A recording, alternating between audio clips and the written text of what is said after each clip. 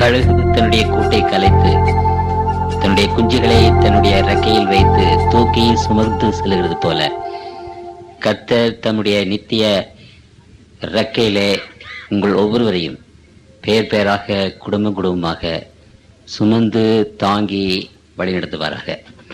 கர்த்தருடைய பிள்ளைகள் சமாதானத்தோடு சந்தோஷத்தோடு இருக்கும்படி ஆண்டவர் கிருபை செய்வாராக. ஒரு பெரிய ஜோதிடர், புகழ்பெற்ற ஒரு ஜோதிடர் ஒரு பெரிய பட்டணத்துக்கு போனார். அந்த பெரிய பட்டணத்திலே அவர் ஒரு விளம்பரம் கொடுத்தார். இந்த பட்டணத்திற்கு நேரிடுகிறவைகளை நான் உங்களுக்கு சொல்ல போகிறேன் என்று அவர் ஒரு விளம்பரம் கொடுத்தார். அந்த டவுன் ஹாலிலே, அந்த நகரத்தின் டவுன் ஹாலிலே பெரிய ஒரு ஹால், ஆயிரக்கணக்கான மக்கள் கூட முடியும். அந்த ஹால் முழுவதும் ஜனங்கள் நிறைந்தார்கள். இப்பட்டணத்திற்கு நேரிடுவது என்ன, அதை கேட்க வேண்டும் என்ற ஒரு ஆவல். அந்த பிரசங்கியார், அந்த ஜோதிடர் மேடையின் மேலே ஏறினார். மக்கள் ஆவலாக காத்திருந்தார்கள். அவர் ஒரு கேள்வி கேட்டார். முதலாவது நான் ஒரு கேள்வி கேட்கிறேன். என்ன கேள்வி? நான் பேசப்போவது எத்தனை பேருக்கு தெரியும்? நான் என்ன பேசுகிறேன் என்பது எத்தனை பேருக்கு தெரியும் என்று கேட்டார். அப்பொழுது அவர் பேசப்போவது யாருக்கு தெரியும்? ஒருவருக்கும் தெரியாதல்லவா? கையை உயர்த்துங்கள் என்று சொன்னார். ஒருவரும் கையை உயர்த்தவில்லை. உடனே அவர் சொன்னார், நான் பேசப்போவது என்ன என்று உங்களுக்கு தெரியாது. தெரியாத உங்களுக்கு நான் பேசி என்ன பிரயோஜனம் என்று அவர் பிரசங்கத்தை முடித்துக் கொண்டார். ஜனங்கள் ஏமாந்து போனார்கள். சரி, அடுத்த நாள் கூட்டம் கூடினது. ஜனங்கள் அவளோடு காத்திருந்தார்கள். அப்பொழுது அவர்கள் கூட்டத்திலே பேசிக்கொண்டார்கள், இன்னைக்கு அது மாதிரி யாராவது கேள்வி கேட்டா அவர் கேள்வி கேட்பார், ஆனால் எல்லாரும் கையை உயர்த்த வேண்டும் என்று அங்கே பேசிக்கொண்டார்கள். அவர் மேடையில ஏறி இதே கேள்வி தான் கேட்டார். எத்தனை பேருக்கு நான் பேச போவது தெரியும் என்று கேட்டார். எல்லோரும் கையை உயர்த்தினார்கள், தெரியும் என்று. அப்பொழுது அவர் சொன்னார், நான் பேச போவது உங்களுக்கு தான் தெரியுமே, அப்புறம் நான் பேசி என்ன பிரயோஜனம்? அவர் அமர்ந்து கொண்டார். ஜனங்களுக்கு என்ன செய்வது என்று தெரியவில்லை. இவர் இப்படி என்ன செய்கிறாரே, இந்த பட்டணத்தை பற்றி ஒன்றும் சொல்லாமல் இருக்கிறாரே என்று சொல்லி 3ஆவது நாளும் ஏராளமான ஜனங்கள் வந்தார்கள். அவர்களுக்குள்ளாக பேசிக்கொண்டார்கள். சரி, 2 நாள் இப்படி சொல்லிவிட்டார். இன்றைக்கு என்ன செய்ய வேண்டும் என்றால், பாதி பேர் தெரியும் என்று கையை உயர்த்துவோம், பாதி பேர் தெரியாது என்று கையை உயர்த்துவோம். அப்பொழுது அவர் சொல்லித்தானே ஆக வேண்டும். ஆகவே அவர் வந்தவுடனே கேட்டார், நான் பேச போவது எத்தனை பேருக்கு தெரியும் என்று கேட்டார். கையை உயர்த்துங்கள். பாதி பேர் கையை உயர்த்தினார்கள். தெரியாது என்பவர்கள் பாதி பேர் கையை உயர்த்தினார்கள். அப்பொழுது அவர் சொன்னார், நான் பேச போவது இன்னதென்று தெரியும் என்று பாதி பேர் கையை உயர்த்தினீர்களே, நீங்கள் தெரியாது என்று உயர்த்தினவர்களுக்கு தயவு செய்து சொல்லிவிடுங்கள், நான் என்ன பேச போவேன் என்று. கூட்டத்தை முடித்து விட்டார். வேத புத்தகத்தில் இருக்கிற தீர்க்க தரிசனங்கள் அப்படி அல்ல. திருமறை இந்த தீர்க்க தரிசனங்களை குறித்து விசேஷ விதமாக நமக்கு சொல்லுகிறது. ஏசாயாவின் புத்தகம் 46வது அதிகாரம் 10வது 11வது வசனத்தை வாசிக்கிறேன். ஏசாயா 46, 10, 11 வாசிக்கிறேன். அந்தத்தில் உள்ளவைகளை ஆதி முதல் கொண்டும் இன்னும் செய்யப்படாதவைகளை பூர்வ முதல் கொண்டும் அறிவிக்கிறேன். என் ஆலோசனை நிலை நிற்கும், எனக்கு சித்தமானவைகளை எல்லாம் செய்வேன் என்று சொல்லி உராய்கிற ஒரு பச்சி கிழக்கிலிருந்தும் என் ஆலோசனையை நிறைவேற்றும் மனுஷனை தூரதேசத்திலிருந்தும் வரவழைக்கிறவராயிருக்கிறேன். அதை சொன்னேன், அதை நிறைவேற்றுவேன். அதை திட்டம் பண்ணினேன், அதை செய்து முடிப்பேன். ஆண்டவர் தம்முடைய சர்வ வல்லமையினாலே இந்த காரியங்களை எடுத்து சொல்லும் போது அவர் சொன்ன வார்த்தைகள் என்றைக்கும் பொய்யாகாது. அவருடைய தீர்க்கதரிசன வசனங்கள் நிச்சயமாக திட்டவட்டமாக நிறைவேறத்தான் செய்யும் என்பதை நாம் வேதத்திலே வாசிக்கிறோம். மத்தேயு 5ஆம் அதிகாரம் 17வது வசனத்திலே வாசிக்கிறேன். நியாயப்பிரமாணத்தை ஆனாலும் தீர்க்க தரிசனங்களை ஆனாலும் அழிக்கிறதுக்கு வந்தேன் என்று எண்ணிக்கொள்ளாதீங்கள், அழிக்கிறதுக்கு அல்ல, நிறைவேற்றுகிறதுக்கே வந்தேன். வானமும் பூமியும் ஒளிந்து போனாலும் நியாயப்பிரமாணத்தில் உள்ளதெல்லாம் நிறைவேறும் அளவும், நியாயப்பிரமாணம் என்றால் இந்த வேத புத்தகம், நிறைவேறும் அளவும் அதில் ஒரு சிறு எழுத்தாகிலும் ஒரு எழுத்தின் உறுப்பாகிலும் ஒளிந்து போகாது என்று மெய்யாகவே உங்களுக்கு சொல்லுகிறேன். வானமும் பூமி ஒளிந்து போனாலும் தேவனுடைய இந்த வேதத்தில் இருக்கிற வார்த்தைகள், விசேஷமாக இந்த தீர்க்க தரிசன வார்த்தைகள் ஒளிந்து போகாது என்று ஆண்டவர் சொல்லுகிறார். அவ்வளவு திட்டவட்டமாக கர்த்தர் தம்முடைய பிள்ளைகளுக்கு சொல்லுகிறார். இந்த தீர்க்க தரிசன வசனத்தை தேவனுடைய பிள்ளைகளுக்கு ஆண்டவர் எடுத்து சொல்லியிருக்கிறார். இன்றைக்கு உலகத்தில் பார்க்க போனால் விசேஷமாக அறிவு ஞானம் ஏராளமாக பெருகியிருக்கிறது. இப்படி அறிவும் ஞானமும் ஏராளமாக பெருகும் என்று ஆண்டவர் ஆயிரக்கணக்கான வருஷத்துக்கு முன்னதாகவே தீர்க்கதரிசனமாக சொல்லி போனார். அப்படி அறிவும் ஞானமும் ஏராளமாக அங்கு பெருகி இருக்கிறதை குறித்து அந்த தீர்க்கதரிசனத்தை எங்க வாசிக்கிறோம் என்றால் தானியேல் 12ஆம் அதிகாரம் 4ஆம் வசனம். தானியேல் ஆகிய நீயோ வென்றால் முடிவு காலம் மட்டும் இந்த வார்த்தைகளை புதைபொருளாக வைத்து வைத்து இந்த புஸ்தகத்தை முத்திரை போடு. அப்பொழுது அநேகர் இங்கும் அங்கும் ஓடி ஆராய்வார்கள், அறிவு பெருகி போகும். இந்த கடைசி நாட்களிலே அறிவு பிரம்மாண்டமான முறையிலே பெருகும் என்று ஆண்டவர் சொன்னார். அப்படி இந்த காலத்தில் விஞ்ஞானம் அல்லது பௌதீகம் அல்லது சரித்திரம் அல்லது வானசாஸ்திரம் இப்படிப்பட்ட எல்லா விதமான அறிவுகளும் பெருகி இருக்கிற இந்த காலங்களிலே இவ்வளவு அறிவை வைத்துக் கொண்டும் இந்த தீர்க்க தரிசனங்களை அறிய முடியாத மக்களாக இருக்கிறார்கள். வேத வசனங்களை பற்றி அறிய முடியாத மக்களாக இருக்கிறார்கள். ஆகவே இந்த அறிவு பெருக்கத்தில் ஆண்டவர் விசேஷமான சில காரியங்களை தேவனுடைய பிள்ளைகளுக்கு முன்பாக அங்கு வைத்திருக்கிறார். இந்த வசனங்களை, ஆகவே இந்த விசேஷமான காரியங்களை கர்த்தருடைய பிள்ளைகள் கவனிப்பது மிகவும் நல்லது. வெளி 1:3 வாசுகிறேன். இந்த தீர்க்கதரிசன வசனங்களை வாசிக்கிறவனும் கேட்கிறவர்களும் இதில் எழுதியிருக்கிறவைகளை கை கொள்ளுகிறவர்களும் பாக்கியவான்கள், காலம் சமீபமாயிருக்கிறது. இந்த காலம் சமீபமாக இருக்கிறபடினாலே விசேஷமாக இந்த தீர்க்கதரிசன வசனத்தை வாசிக்கிறவர்களும் கேட்கிறவர்களும் பாக்கியவான், அதன்படி செய்கிறவர்களும் ஒரு ஆசீர்வதிக்கப்பட்ட மக்கள் என்று ஆண்டவர் சொல்லுகிறார்.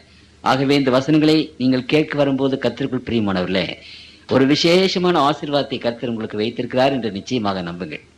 உலக பிரகாரமான காரியங்களிலே ஈடுபட்டு நமக்கு என்ன ஆசீர்வாதம் இருக்கிறது? ஏதோ நம்முடைய வேலைகளை இன்றைக்கும் செய்து கொண்டுதான் இருக்கிறோம். அதை இன்றைக்கு சற்று நேரம் ஒதுக்கி வைத்து விட்டு இந்த வசனங்களை நாம் கேட்க வரும்போது அந்த வசனங்கள் உங்களுக்கு ஒரு பெரிய ஆசீர்வாதத்தை தரும். இது நான் சொல்வதல்ல, ஆண்டவர் சொல்லுகிறார். இந்த வசனத்தை கேட்கிறவனும் இதை வாசிக்கிறவனும் இதைபடி செய்கிறவர்களும் பாக்கியவான்கள் என்று எழுது. காலம் சமீபமாயிருக்கிறது. ஆகவே இந்த பிரம்மாண்டமான அறிவு நிறைந்த இந்த காலங்களிலே கர்த்தருடைய பிள்ளைகளுடைய இந்த வேத வாக்கியங்கள் கர்த்தருடைய பிள்ளைகளுக்கு வெளிப்படுத்தப்பட்டிருக்கிறது. இதை குறித்து வேதத்தில் ஆண்டவர் நமக்கு விசேஷமான முறையிலே அதை குறித்து சொல்லுகிறார். ஆமோஸ் தீர்க்கதரிசி 3ஆம் அதிகாரம் 7வது வசனத்திலே வாசிக்கிறேன். கர்த்தராகிய ஆண்டவர் தீர்க்கதரிசிகளாகிய தம்முடைய ஊழியக்காரருக்கு தமது ரகசியத்தை வெளிப்படுத்தாமல் ஒரு காரியத்தையும் செய்ய. கர்த்தருடைய பிள்ளைகளுக்கு ஆண்டவர் இந்த காரியங்களை விசேஷமாக வெளிப்படுத்துகிறார். வெளிப்படுத்தாமல் அவர் ஒன்றையும் செய்ய மாட்டார் என்று அங்கு வேதம் நமக்கு அங்கே சொல்லுகிறது. தன்னுடைய பக்தனாகிய ஆபிரகாமுக்கு சோதோம் கொமாரா பட்டணம் அழிவுறப் போகிறது, அப்படி அழிய போவதற்கு முன்னதாக அந்த தன்னுடைய பக்தனுக்கு ஆண்டவர் அதை குறித்து சொன்னார். ஆதியாகமம் 18ஆம் அதிகாரம் 18வது வசனத்திலே வாசிக்கிறேன். நான் செய்ய போகிறதை ஆபிரகாமுக்கு மறைப்பேனா? கர்த்தர் ஆபிரகாமுக்கு சொன்னதை நிறைவேற்றும்படியாய். அப்படியானால் கர்த்தருக்குள் பிரியமானவர்களே, நான் செய்ய போகிறதை ஆபிரகாமுக்கு நான் மறைக்க முடியுமா? அவன் என்னுடைய ஊழியக்காரன் அல்லவா, என்னுடைய மகன் அல்லவா? தம்முடைய பிள்ளைகளுக்கு ஆண்டவர் இனிமேல் உலகத்தில் நடக்கப் போகிறதை பற்றி தெளிவாக சொல்லியிருக்கிறார். ஆகவே கர்த்தருடைய பிள்ளைகளாகிய இந்த வேதத்தை படிக்கிற பிள்ளைகள் அவர்கள் எப்படிப்பட்ட பிள்ளைகள் என்றால், எபேசியர் 5:8, முற்காலத்தில் நீங்கள் அந்தகாரமாயிருந்தீர்கள், இப்பொழுதோ கர்த்தருக்குள் வெளிச்சமாயிருக்கிறீர்கள், வெளிச்சத்தின் பிள்ளைகளாய் நடந்து கொள்ளுங்கள். அப்படியானால் தேவனுடைய பிள்ளைகளை ஆண்டவர் வெளிச்சத்தின் பிள்ளைகள் என்று சொல்லுகிறார். இனிமேல் வரப்போகிறது என்ன என்பதை குறித்து இருளிலே நடக்கிறவர்கள் நடக்கிற விதமாக, அப்படியே தடவி நடக்கிற விதமாக நடவாமல், இனிமேல் என்ன நடக்கும் என்பதை நன்றாக அறிந்து தெரிந்தவர்களாக நாம் நடந்து செல்ல வெளிச்சத்தின் பிள்ளைகள் என்று ஆண்டவர் சொல்லுகிறார். அப்படியானால் கர்த்தருக்குள் பிரியமானவர்களே, நீங்களும் நானும் இந்த வெளிச்சத்தின் பிள்ளைகளாக இருக்க வேண்டும் என்று சொன்னால் இந்த வேத வசனங்களை கவனிக்க, இந்த தீர்க்கதரிசன வசனங்களை கேட்க, இனி உலகத்தில் நடக்கப் போகிற காரியங்களை பற்றி நாம் ஆண்டவர் சொல்லும் போது அதை கவனிக்கத்தக்கதாக வாருங்கள். இந்த அறிவு ஒரு விசேஷமான அறிவு. இந்த அறிவை பற்றி வேற எங்கும் நீங்கள் அதை கேட்க முடியாது. என்ன வேலையில் இருந்தாலும் ஜோலியில் இருந்தாலும் சிறிது நேரம் அவைகளை ஒத்தி வைத்து விட்டு நீங்கள் இந்த காரியங்களை கேட்க வருவீர்களானால் நிச்சயமாகவே நீங்கள் வெளிச்சம் உள்ள பிள்ளைகளாக, வெளிச்சத்தின் பிள்ளைகளாக இருப்பீர்கள் என்று ஆண்டவர் விசேஷமாக தம்முடைய பிள்ளைகளுக்கு அங்கு சொல்லுகிறார். இந்த வேத வாக்கியங்களை குறித்து கர்த்தருக்குள் பிரியமானவர்களே, விசேஷமாக நாம் அறிந்து கொள்வதற்கு முன்னதாக நாம் தலைவணங்கி பிரார்த்தனை செய்வோம். உலகத்தில் இனிமேல் வரப்போகிறது என்ன என்பதை குறித்து ஆண்டவர் ஒரு சில முக்கியமான காரியங்களை இன்றைக்கு உங்கள் மத்தியில பேசவிருக்கிறார். ஆண்டவராகிய கர்த்தர் உங்கள் மத்தியில பேசட்டும் என்று நான் ஜெபிக்கிறேன். ஜெபம் செய்வோம். எங்களை நேசிக்கிற அன்புள்ள தகப்பனே, உம்முடைய பிள்ளைகள் உம்முடைய வசனத்துக்காக காத்திருக்கிறோம். இந்த வசனத்தை எடுக்கவாவது, இந்த வசனத்தை பற்றி சொல்லவாவது எனக்கு அருகதை இல்லை என்று உம்முடைய சன்னிதானத்திலே நான் அறிக்கையிடுகிறேன். கர்த்தருடைய ஆவியானவர் பேசட்டும். நீர் உம்முடைய பிள்ளைகளோடு வந்து பேசும் ஆண்டவரே.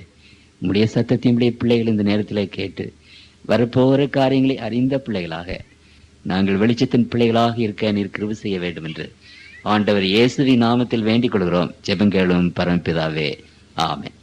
இந்த உலகத்தின் கடைசி காலத்தை பற்றி ஆண்டவர் அநேக இடங்களிலே பேசியிருக்கிறார். இந்த பேசும்போது ஆண்டவர் சொன்ன ஒரு காரியத்தை உங்கள் மத்தியிலே நான் வைக்க விரும்புகிறேன். லூக்கா 21 20வது வசனத்திலே அதை குறித்து நான் வாசிக்கிறேன். எருசலேம் சேனைகளால் சூழப்பட்டு இருப்பதை நீங்கள் காணும் போது அதன் அழிவு சமீபமாயிற்று என்று அறியுங்கள். எருசலேம் சேனைகளால் சூழப்பட்டிருப்பதை நீங்கள் காணும் போது அதனுடைய அழிவு சமீபமாக இருக்கிறது என்பதை நீங்கள் அறிந்து கொள்ளுங்கள். ஆண்டவர் ஒலிவ மலையிலே உட்கார்ந்த போது சீஷர்கள் அவரிடத்திலே வந்து இந்த கடைசி காலத்தை பற்றின ஒரு காரியத்தை குறித்து அவர்கள் கேட்டார்கள். அப்பொழுது அவர்கள் அந்த யூதர்கள் சீஷர்கள் என்ன நினைத்தார்கள் என்றால், அங்கு எருசலேம் ஒரு தேவாலயம் இருக்கிறது. அந்த தேவாலயம் மிக அழகாக கட்டப்பட்டிருந்தது. அந்த தேவாலயத்தை சுற்றி ஆண்டவர் காட்டினார்கள். அப்பொழுது ஆண்டவர் சொன்னார், இந்த தேவாலயத்தின் கட்டடங்களை நீங்கள் பார்க்கிறீர்களே, இந்த கட்டடத்தை பார்க்கும்போது ஒரு கல்லின் மேல் ஒரு கல் இராதபடி இந்த ஆலயம் இடிக்கப்பட்டு போகும் என்று ஆண்டவர் சொன்னார். அதை கேட்டவுடனே சீஷர்களுக்கு ஒரு பயம் உண்டாயிற்று. அவர்கள் என்ன நினைத்தார்கள் என்றால், எருசலேம் பட்டணம் விசேஷமாக இந்த தேவாலயம் அழியுமானால் உலகமே அழிந்து விடும் என்று அவர்கள் நம்பினார்கள். ஆகவே ஆண்டவரிடத்திலே வந்து ஒரு கேள்வி கேட்டார்கள். மத்தேயு 24 நான் வாசிக்கிறேன். இயேசு 24:1 தேவாலயத்தை விட்டு புறப்பட்டு போகையில் அவருடைய சீஷர்கள் தேவாலயத்தின் கட்டடங்களை அவர் காண்பிக்க அவரிடத்தில் வந்தார்கள். இயேசு அவர்களை நோக்கி, இவைகளை எல்லாம் பார்க்கிறீர்களே, இவ்விடத்தில் ஒரு கல்லின் மேல் ஒரு கல்லிராதபடி எல்லாம் இடிக்கப்பட்டு போகும் என்று மெய்யாகவே உங்களுக்கு சொல்லுகிறேன் என்றார். பின்பு அவர் ஒலிமலை மேல் உட்கார்ந்திருக்கையில் சீஷர்கள் அவரிடத்தில் தனித்து வந்து, இவைகள் எப்பொழுது சம்பவிக்கும்? உம்முடைய வருகைக்கும் உலகத்தின் முடிவுக்கும் அடையாளம் என்ன எங்களுக்கு சொல்ல வேண்டும் என்றார்கள். அப்படியானால் இந்த உலகத்தினுடைய முடிவு, ஆண்டவருடைய வருகை, இதற்கு அடையாளம் என்ன?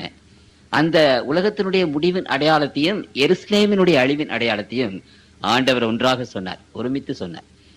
அந்த எருசலேம் முடிவினுடைய அடையாளத்தை பற்றி பேசும்போது ஆண்டவர் சொன்னார், எருசலேம் சேனைகளால் சூழப்பட்டிருப்பதை நீங்கள் பார்க்கும்போது அதனுடைய அழிவு சமீபமாயிற்று என்று அறியுங்கள் என்று சொன்னார். இந்த வார்த்தை சொல்லி 30 ஆண்டுகளுக்கு அப்புறம் டைட்டஸ் என்ற ரோம சேனை தலைவன், அந்த எம்பரருடைய மகன், ஒரு பெரிய சேனையோடு வந்து எருசலேம் நகரை முற்றுகை போட்டான். கிறிஸ்துவுக்கு பின்பு 70வது ஆண்டு. அந்த முற்றுகை பெரிய சேனை. எருசலேம் நகரம் அடைக்கப்பட்டது, கதவுகள் மூடப்பட்டன. அந்த பெரிய சேனை அங்கே முற்றுகை போட்டிருந்தது. யாரும் வெளியிலே போகக்கூடாது, வரக்கூடாது. அப்பொழுது ஆண்டவர் அவர்களுக்கு சொல்லியிருந்தார், இந்த எருசலேம் பட்டணம் முற்றுகை போடும் போது, இங்கே நான் வாசிக்கிறேன், அப்பொழுது யூதாயில் இருக்கிறவர்கள் மலைகளை கூடி போகவும், எருசலேமில் இருக்கிறவர்கள் வெளியே புறப்படவும், நாட்டுப்புறங்கள் இருக்கிறவர் நகரத்தில் பிரவேசியாமல் இருக்க கடவர்கள் எல்லாம் வெளியே ஓடி போங்கன்னு சொன்னார். அப்பொழுது தேவனுடைய பிள்ளைகள் சீஷர்கள் எருசலேம் சேனைகளால் சூழப்பட்டிருக்கும் போது ஓடிப்போங்கள் என்று சொன்னாரே, அந்த அழிவுக்கு உட்படாமல் ஓடிப்போங்கள் என்று சொன்னாரே, எப்படி ஓடி போவது? சேனைகள் சுற்றி இருக்கிறதே என்று யோசித்தார்கள். 3 நாட்கள் கழித்து திடீரென்று அந்த சேனை இன்னொரு இடத்திற்கு புறப்பட்டு போய்விட்டது, இன்னொரு கலகத்தை அடக்குவதற்காக. அப்பொழுது இந்த வேதத்தை விசுவாசித்த பிள்ளைகள் தருணம் இதுதான் என்று சொல்லி தங்களுடைய உடைமைகளை எடுத்துக்கொண்டு வேகமாக அந்த நகரத்தை விட்டு வெளியேறினார்கள். அதிக தூரம் அவர்களால் செல்ல முடியவில்லை. 8 மைலுக்கு அந்த பக்கம் பெல்லா என்ற ஒரு சிறு பட்டணம். அந்த பட்டணத்திற்கு அவர்கள் போய் சேர்ந்த போது முற்றுகை விட்டு நீங்கின அந்த படை திரும்ப வந்து எருசலேமை சூழ்ந்து கொண்டது. ஒரு நாள் அளவுதான் அவர்களுக்கு நேரம் கிடைத்தது. அந்த நேரத்தில் அவர்கள் என்ன செய்தார்கள் என்றால், அந்த நகரத்தை விட்டு ஓடி போனார்கள். அந்த முற்றுகையினுடைய விளைவு என்ன? 60 லட்சம் யூதர்கள் மரித்து போனார்கள். 60 லட்சம் யூதர்கள் கொல்லப்பட்டார்கள். அந்த பட்டணமானது முழுவதும் இடிக்கப்பட்டது. அந்த தேவாலயமானது ஒரு கல்லின் மேல் ஒரு கல் இல்லாதபடி இடிக்கப்பட்டு போயிற்று. ஆனால் அந்த 60 லட்சம் யூதர்கள் இருந்தார்களே, அதுல இந்த வேதத்தை விசுவாசித்தவர்கள், ஆண்டவருடைய சொல்லை விசுவாசித்தவர்கள் ஒருவராவது சாகவில்லை. எல்லோரும் தப்பி அந்த பெல்லா என்ற நகரத்துக்கு போனார்கள். அந்த நகரத்தை நான் போய் பார்க்க முடியும், ஆண்டவர் எனக்கு ஒரு கிருபை கொடுத்தார். அப்படியானால் கர்த்தருக்குள் பிரியமானவர்களே, இந்த உலகத்தின் அழிவு சீக்கிரம் வரப்போகிறது. அப்படியானால் வரப்போகிற அழிவுக்கு நாம் தப்ப வேண்டும் என்றால் ஆண்டவர் இந்த வேத வசனங்களிலே சொல்லியிருக்கிற விசேஷமாக இந்த தீர்க்க வசனங்களை நாம் விசுவாசிக்கிறவர்களாக நாம் இருக்க வேண்டும் என்று வேதம் நமக்கு அங்கு வெகு திட்டவட்டமாக சொல்லுகிறது.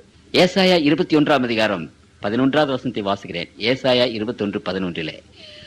தூமாவின் பாரம் சேயீரிலிருந்து என்னை நோக்கி, ஜாமக்காரனே இரவு எவ்வளவு சென்றது என்று கூப்பிட்டு கேட்க. ஜாமக்காரர், வாட்ச்மேன், நைட் வாட்ச்மேன், இரவு எவ்வளவு சென்றது என்று கூப்பிட்டு கேட்க, அதற்கு ஜாமக்காரன், விடிய காலம் வருகிறது, ரா காலமும் வருகிறது, நீங்கள் கேட்க மனதானால் திரும்பி வந்து கேளுங்கள் என்று சொல்லுகிறார். அப்படியானால் இன்றைக்கு கர்த்தருடைய பிள்ளைகள் மத்தியில, இந்த உலகத்தின் பிள்ளைகள் மத்தியில இருக்கிற ஒரு கேள்வி என்னவென்றால், எப்பொழுது இரவு எவ்வளவு நேரம் சென்றது, இன்னும் விடிவதற்கு இன்னும் எவ்வளவு நேரம் இருக்கிறது என்ற ஒரு கேள்வி. இந்த உலகத்தின் அந்தகாரம் எப்பொழுது வரப்போகிறது, இந்த உலகத்தின் முடிவு எப்பொழுது வரப்போகிறது, இன்னும் எவ்வளவு நாட்கள் இருக்கிறது, இன்னும் எவ்வளவு நேரம் இருக்கிறது. ஆண்டவர் இந்த உலகத்தில் வந்து தம்முடைய ராஜ்யத்தை ஸ்தாபிக்க போகிற அந்த காலம், விடிய காலம் எப்பொழுது வருகிறது? கர்த்தருக்குள் பிரியமானவர்களே, அப்படியானால் தேவனுடைய பிள்ளைகளுக்கு இந்த காரியத்தை குறித்து ஆண்டவர் வெகு விளக்கமாக வேதத்திலே நமக்கு பதில் சொல்லுகிறார். இந்த உலகத்தின் சரித்திரத்தின் துவக்கத்திலே நிம்ராட் என்றப்பட்ட ஒரு அரசன் நியோ பாபிலோன் என்ற ஒரு பெரிய பாபிலோன் சாம்ராஜ்யத்தை ஸ்தாபித்தார். 2231 ஆண்டு கிறிஸ்துவுக்கு முன்பு ஸ்தாபித்தார். பின்பு அங்கு சாரகன் என்று சொல்லப்பட்ட ஒரு பெரிய ராஜா, அக்காடியன் எம்பையர் என்ற ஒரு எம்பையரை அங்கு ஸ்தாபித்தார். பின்பு அசீரிய ராஜாக்கள் அங்கு வந்தார்கள். பின்பு நேபு பலாசா என்று சொல்லப்பட்ட ஒரு ராஜா நியோ பாபிலோன் என்ற ஒரு சாம்ராஜ்யத்தை 606 ஸ்தாபித்தார். அவனுடைய மகனாகிய நேபுகாத் நேச்சார், நான் சொல்வது சரித்திரம் படுத்தியவர்களுக்கு இதெல்லாம் விளங்கும். நேபுகாத் நேச்சார் என்ற அந்த ராஜா இந்த உலகத்தின் முதல் சாம்ராஜ்யமாகிய பாபிலோன் சாம்ராஜ்யத்தை திடப்படுத்தி பலப்படுத்தி ஒரு பெரிய சாம்ராஜ்யமாக மாற்றினார். அந்த சாம்ராஜ்யம் ஒரு செழிப்பான ஒரு சாம்ராஜ்யம், பொன்னும் பொருளும் நிறைந்த ஒரு சாம்ராஜ்யம், பெரும் வீரர்களை கொண்ட சைனியம் உள்ள ஒரு சாம்ராஜ்யம். அந்த மன்னன் ஒரு நகரத்தை கட்டினான் தன்னுடைய அரசாங்கத்துக்கு, தன்னுடைய ராஜ்யத்திற்கு தலைநகராக. அதற்கு பாபிலோன் என்று பெயர். அந்த நகரம் 15 மைல் நீளம், 15 மைல் அகலமுள்ள ஒரு நகரம். மாடமாடிகளும் கூட கோபுரங்களும் நிறைந்த நகரம். இப்ரட்டிஸ் என்ற நதி அதற்கு மத்தியிலே போனது, இந்த பக்கத்திலிருந்து இந்த பக்கம் வரைக்கும். அந்த நகரத்தை அவன் சிறப்பாக கட்டினான். ஏராளமான பொன், வெள்ளி, முத்துக்கள் அந்த நகரத்திலே அங்கே காணப்பட்டது. சீரும் சிறப்புமான கட்டடங்கள் எழுப்பப்பட்டன. பெல்லஸ் என்று சொல்லப்பட்ட அவனுடைய தேவதை, அந்த தேவதைக்கு ஒரு கோவிலை கட்டினான். அந்த கோவில் 3 மைல் சுற்றளவுள்ள கோவில். தன்னுடைய அரண்மனையை அவன் கட்டினான் 8 மைல் சுற்றளவுள்ள ஒரு அரண்மனை. அந்த அரண்மனை நதிக்கு அப்புறமாக இருக்கிறது. அந்த கோவில் நதிக்கு இப்புறமாக இருக்கிறது. அந்த நதிக்கு கீழே ஒரு சுரங்கத்தை வெட்டினான். இப்படிப்பட்ட பிரம்மாண்டமான தொங்கும் தோட்டம் என்பதை அந்த பாபிலோன் ராஜ்யத்தில் அமைத்தான்.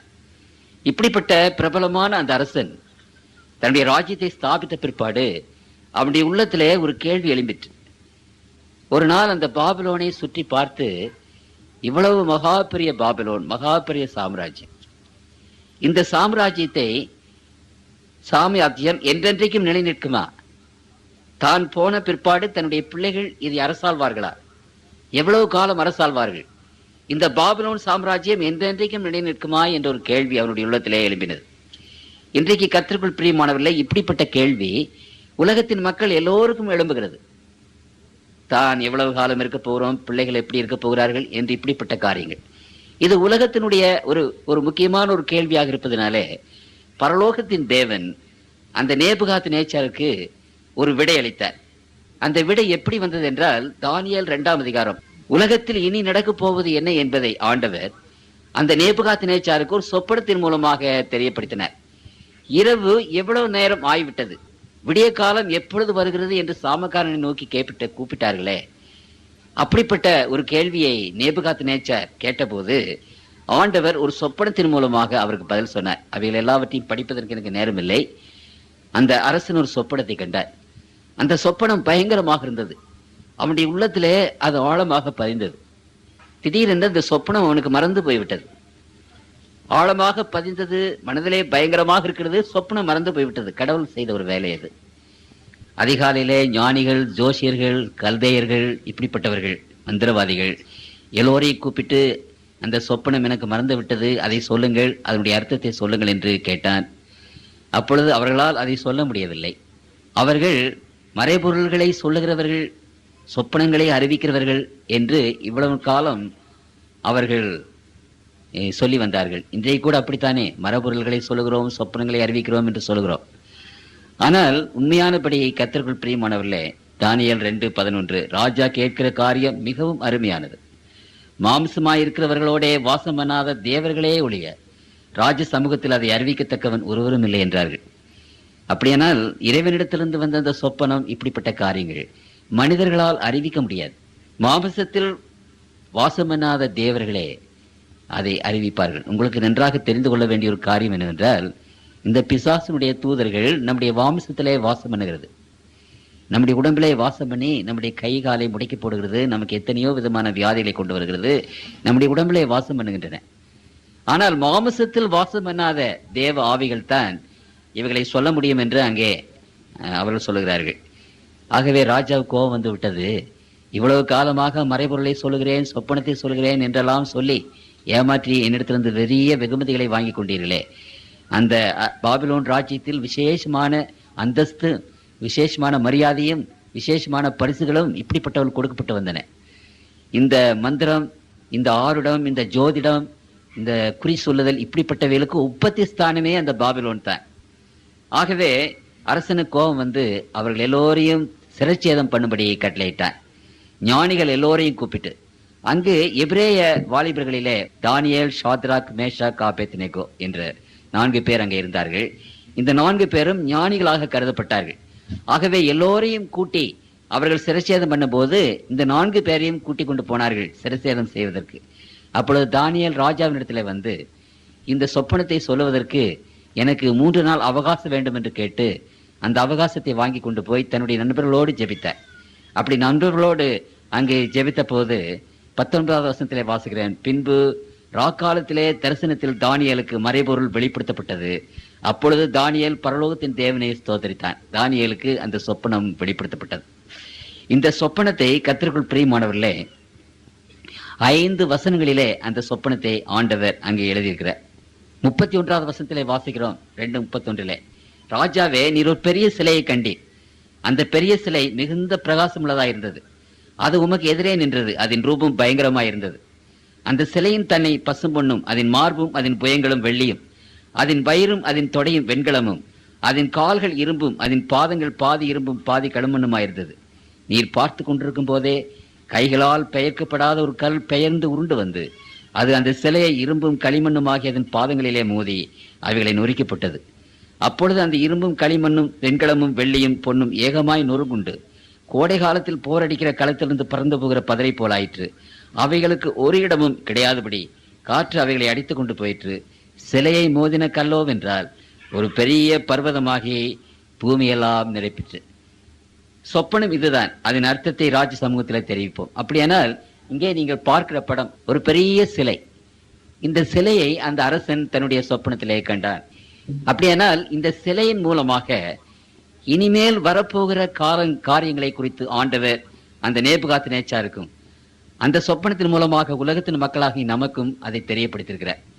இந்த பெரிய சிலை, அந்த சிலையினுடைய தலை பாருங்கள், பொன். அதனுடைய மார்பும் புயங்களும் வெள்ளியனால் ஆகப்பட்டது. அதனுடைய வயிறும் தொடையும் வெண்கலத்தினால் ஆனது. அதனுடைய கால்கள் இரும்பு. அதனுடைய பாதங்களை கவனித்த போது அது பாதி இரும்பும் பாதி களிமண்ணும். இந்த சிலை பயங்கரமாக இருந்தது, பிரகாசமாக இருந்தது. அந்த பாபிலோன் அரசன் சிலை வணக்கம் உள்ளவன். ஆகவே சிலையை கண்டபோது அவன் பயந்து, அவன் நடுங்கி அதற்கு மரியாதை கொடுத்தான், மதிப்பு கொடுத்தான், வணங்கினான். அந்த சிலையை அவன் பார்த்து கொண்டிருக்கும் போது கைகளினால் பெயர்க்கப்படாத ஒரு கல், இதை கீழே பார்க்கிறீர்கள், உருண்டு வந்து அந்த பாதத்திலே மோதிற்று. தலையிலே மோதல, வேற எங்கும் முதல, பாதத்திலே மோதிட்டு அந்த கல் அந்த சிலையை நொறுக்கி அந்த சிலை பொடி பொடியானது. காற்று அந்த பொடி துகள்களை அடித்து கொண்டு போயிற்று. அந்த சிலை இருந்த இடமே தெரியவில்லை. அதை நொறுக்கின அந்த கல்லோவென்றால் அது பெரிய ஒரு கல்லாகி பூமியெல்லாம் நிரப்பிற்று. இதுதான் சொப்பனம். அப்படியானால் அதன் அர்த்தத்தையும் அங்கே சொல்லும்படியாக அங்கு ஆண்டவர் தானியேலுக்கு அங்கே சொல்லுகிற 37வது வசனம், ராஜாவே நீ ராஜாதி ராஜாவாயிருக்கிறீர், பரலோகத்தின் தேவன் உமக்கு ராஜரீகத்தையும் பராக்கிரமத்தையும் வல்லமையும் மகமையும் அருளினார். சகல இடங்களிலும் உள்ள மனுப்புத்தரையும் வெளியின் மிருகங்களையும் ஆகாயத்து பறவைகளையும் அவர் உமது கையில் ஒப்பு கொடுத்து உண்மை அவைகளெல்லாம் ஆளும்படி செய்தார். பொன்னான அந்த தலை நீரே. அப்படியானால் அந்த சொப்பனத்தின் அர்த்தத்தை தானியேல் தீர்க்கதரிசி சொல்லும் போது அங்கு விசேஷமாக நாம் என்ன பார்க்கிறோம் என்றால், பொன்னான அந்த தலை நீரே. அதற்கு பிறகு உமக்கு பிறகு உமக்கு கீழ்த்தரமான வேறொரு ராஜ்யம் தோன்றும். பார்த்தீங்களா, முதல் ராஜ்யம், இந்த தலை என்பது நீரே என்றால் பாபிலோன் சாம்ராஜ்யத்தை குறிக்கிறது. அந்த பாபிலோன் சாம்ராஜ்யம் என்றென்றைக்கும் அரசாலுமா? அதுதானே கேள்வி. ஆளாது. உமக்கு பிறகு அந்த ராஜ்யத்துக்கு பிறகு உமக்கு கீழ்த்தரமான வேறொரு ராஜ்யம் தோன்றும், இரண்டாவது ராஜ்யம். சரி, அந்த இரண்டாவது ராஜ்யமாக அந்த வெள்ளி இரண்டாவது ராஜ்யம், தங்கத்திற்கு வெள்ளி எப்படி கீழ்த்தரமானதோ அதே போல இரண்டாவது ராஜ்யம் கீழ்த்தரமானது. பின்பு பூமியெல்லாம் ஆண்டு கொள்ளும் வெண்கலமான மூன்றாம் ராஜ்யம் அனுப்பும். மூன்றாவது ராஜ்யம் அந்த வெண்கலமான ராஜ்யம், அது பூமியெல்லாம் ஆண்டு கொள்ளும், அது மூன்றாவது ராஜ்யம். சரி, அதோடு முடிந்து விட்டதா? இல்லை. நாலாவது ராஜ்யம் இரும்பை போல உரமாயிருக்கும். அந்த இரும்பு இருக்கிறத அந்த மாதிரி உரமாயிருக்கும் என்று அவர் சொன்னார். சரி, இது நாலாவது ராஜ்யம். அப்புறம் 41 பாதங்களும் கால் விரல்களும் பாதி குயமனின் களிமண்ணும் பாதி இரும்புமாயிருக்கும், நீர் கண்டீரே. அதே போலவே அந்த ராஜ்யம் பாதி வலுவுள்ளதாக இருக்கும், பாதி அங்கு வீக்காக இருக்கும். அந்த ராஜாக்களின் நாட்களிலே பரலோகத்தின் தேவன் என்றென்றைக்கும் அழியாத ஒரு ராஜ்யத்தை எழும்பு பண்ணுவார். அப்படி என்றால் இந்த சிலையில ஆண்டவர் சொல்லுகிறது என்னவென்றால், இந்த உலகத்தில் 4 சாம்ராஜ்யங்கள் தோன்றும். 4வது சாம்ராஜ்யம் பிரிக்கப்படும். அந்த 4வது சாம்ராஜ்யம் பிரிக்கப்பட்டு சில ராஜ்யங்கள் வலுவுள்ள ராஜ்யங்களாக இருக்கும், சில ராஜ்யங்கள் பலவீனமான ராஜ்யங்களாக இருக்கும். அந்த ராஜ்யங்களை அவர்கள் ஒன்றோடு ஒன்று ஒட்டி கொள்ளாது, ஒரு ராஜ்யத்தோடு இன்னொரு ராஜ்யம் சேராது. இப்படி இந்த ராஜாக்கள், இந்த பிரிந்து போன ராஜ்யங்கள் ஆண்டு கொள்ளும் போது 5வது சாம்ராஜ்யம் பரலோகத்தின் தேவன் ஏற்படுத்துகிற சாம்ராஜ்யம். அவர் தன்னுடைய ராஜ்யத்தை இந்த உலகத்திலே ஸ்தாபிப்பார். இதுதான் அந்த சொப்பனத்தினுடைய அந்த பொருள். அந்த சொப்பனத்தை அவர் சொல்லி முடித்த போது 45வது வசனத்தை வாசிக்கிறேன். இனிமேல் சம்பவிக்க போகிறதை மகாதேவன் ராஜாவுக்கு தெரிவித்திருக்கிறார். சொப்பனமானது நிச்சயம், அதன் அர்த்தம் சத்தியம் என்றார். அப்படியானால் இந்த சொப்பனம் எவ்வளவு நிச்சயம், சத்தியம் என்று வேதம் சொல்லுகிறது. நிச்சயமாக ஆண்டவர் சொன்ன வார்த்தைகள் மாறாது, அது கீழே விழுந்து போகாது. அந்த சொப்பனம் நிச்சயம், அதன் அர்த்தம் சத்தியம் என்று அங்கே முடிகிறது. அப்படியானால் கர்த்தருக்குள் பிரியமானவர்களே, இந்த சொப்பனத்தை குறித்து நாம் பார்ப்போம். அநேக சமயங்களிலே இந்த வேதத்தினுடைய விளக்கங்கள் சரித்திரங்களிலே காணப்படுகின்றன. ஆகவே சரித்திரத்தை நாம் வாசிக்கும் போது இந்த முதலாவதாக ராஜ்யத்தை ஆண்டவர் பொன்னான ராஜ்யம், அது பாபிலோன் நீரே என்று சொன்னது ஆண்டவரே அதை துவக்கத்தை சொல்லிவிட்டார். முதலாவது அந்த தலை, பொன்னான தலை எதை குறிக்கிறது என்றால், அந்த தலை என்ன செய்கிறது? பாபிலோன் சாம்ராஜ்யத்தை குறிக்கிறது. இந்த சொப்பனத்தை ஆண்டவர் கொடுத்த போது இந்த ராஜ்யங்களை குறிக்கும்படி ஒரு சிலையை தெரிந்து கொண்டார். அந்த சிலை பொதுவாக அந்த காலங்களிலே வணக்கத்துக்குரியது, சிலையை வணங்கினார்கள். ஆகவே இதனுடைய பொருள் என்னவென்றால், இன்றைக்கும் அன்றைக்கும் கூட அதிகாரங்களை, ராஜ்யங்களை, அரசாட்சிகளை மக்கள் வணங்குகிறவர்களாக இருக்கிறார்கள். அதாவது ஆள வேண்டும் என்ற ஒரு எண்ணம், அரசனாக வேண்டும் என்ற எண்ணம், உயர்ந்த பதவியிலே இருக்க வேண்டும் என்ற எண்ணம், பெரிய பாலிட்டிஷியனாக அரசியல்வாதிகளாக இருக்க வேண்டும் என்ற எண்ணம், அந்த எண்ணம் இன்றைக்கு மக்கள் மத்தியிலே வணக்கத்துக்குரியதாக இருக்கிறது. மக்கள் அதை அதிகமாக விரும்பி தேடுகிறார்கள். தங்களுடைய நோக்கமெல்லாம் என்ன? எப்படியாவது அரசியலே புகுந்து பெரியவர்களாகிவிட வேண்டும் என்பது. ஆகவே அரசியலே புக வேண்டும், அரசர்களாக வேண்டும், அதிகாரிகளாக வேண்டும், பெரிய இடத்தை பிடிக்க வேண்டும் என்பது அன்றைக்கு போலவே இன்றைக்கும் ஒரு வணக்கத்துக்குரிய ஒரு காரியமாக இருக்கிறது. அதற்காக மனிதர்கள் படாத பாடுபடுகிறார்கள். தங்களுடைய வாழ்நாட்களை, தங்களுடைய பணத்தை, தங்களுடைய தாளந்துகளை, தங்களுடைய நேரத்தை அதிகமாக செலவழித்து விடுகிறார்கள். ஆகவேதான் அந்த சிலை, அந்த அரசாங்கம் ஆளுகை என்று வந்த போது அது சிலைக்கு ஆண்டவர் ஒப்பு கொடுத்தார். சரி, அந்த சிலையை நாம் பார்க்கும்போது முதலாவதாக அந்த பாபிலோன் சாம்ராஜ்யம் ஒரு பொன்னான தனை. வேதத்தில் பாபிலோன் சாம்ராஜ்யத்தை குறித்து அநேக இடங்களிலே ஆண்டவர் அங்கு பேசுகிறார். அவைகள் ஏராளமாக அங்கே இருக்கிறது. அதில் விசேஷ விதமாக நாம் பார்க்கும்போது இந்த பாபிலோன் நகரம் ஒரு பொன்னகிரி என்று அங்கு எரேமியா தீர்க்கதரிசியுடைய புத்தகம் அங்கு 51வது அதிகாரத்தில் ஆண்டவர் இந்த பாபிலோனை பற்றி அது பொன்னகிரி, பொன்னான நகரத்தினால் கட்டப்பட்டது என்று அங்கு சொல்லுகிறார். இந்த சாம்ராஜ்யம் 606வது வருஷத்திலிருந்து, கிறிஸ்துவுக்கு முன்பு 606 இருந்து 538 வரைக்கும் இந்த ராஜ்யம் அங்கே ஆண்டது. 65 வருஷங்கள். கிமு என்று வரும்போது தயவுசெய்து நாட்களை எப்படி எண்ண வேண்டும் என்றால் 606வது ஆண்டு, அப்புறம் அடுத்த ஆண்டு எத்தனை? 605, அடுத்த ஆண்டு 604. இப்படி பின்னாக நீங்கள் எண்ணிக்கொண்டு போக வேண்டும், முன்னாக எண்ணிக்கொண்டு போகக்கூடாது. ஆகவே 606 இருந்து 538 வருஷங்கள் இந்த பாபிலோன் சாம்ராஜ்யம் அரசாண்டது. இந்த நாடு செழிப்பான நாடு, பொன் வெள்ளி இவைகள் நிறைந்த ஒரு நாடு. அந்த நாட்டின் யூனிவர்சிட்டிகள் இருந்தன, பெரிய அறிவாளிகள் அந்த நாட்டிலே வாழ்ந்தார்கள். அந்த நாட்டிலே இருந்துதான் மார்க்கங்கள் புறப்பட்டன. நம்முடைய இந்து மார்க்கமானது பாபிலோனிய மார்க்கத்தினுடைய ஒரு கிளை. அப்படியானால் மாந்திரீகம், ஜோதிடம், ஆருடம், வானசாஸ்திரம், கணிதம் எல்லாமே இந்த பாபிலோன் சாம்ராஜ்யத்தில் இருந்துதான் அங்கே வந்தது. அப்படியானால் கல்விமான்கள் நிறைந்த இடம். உண்மையாக சொன்னால் இந்த உலகத்திலேயே பொன்னரசு என்று சொல்ல போவோமானால் அது இந்த பாபிலோன் சாம்ராஜ்யம் தான். சீரும் சிறப்புமாக அரசாட்சியை புரிந்து வந்தது. அந்த சாம்ராஜ்யம் வலிமையான ஒரு சாம்ராஜ்யம், பராக்கிரமசாலியில் இருந்த ஒரு சாம்ராஜ்யம். யாருமே அந்த பாபிலோன் பட்டணத்தை பிடிக்க முடியாது என்ற அளவு அந்த பாபிலோன் நகரத்தை கட்டியிருந்தார்கள்.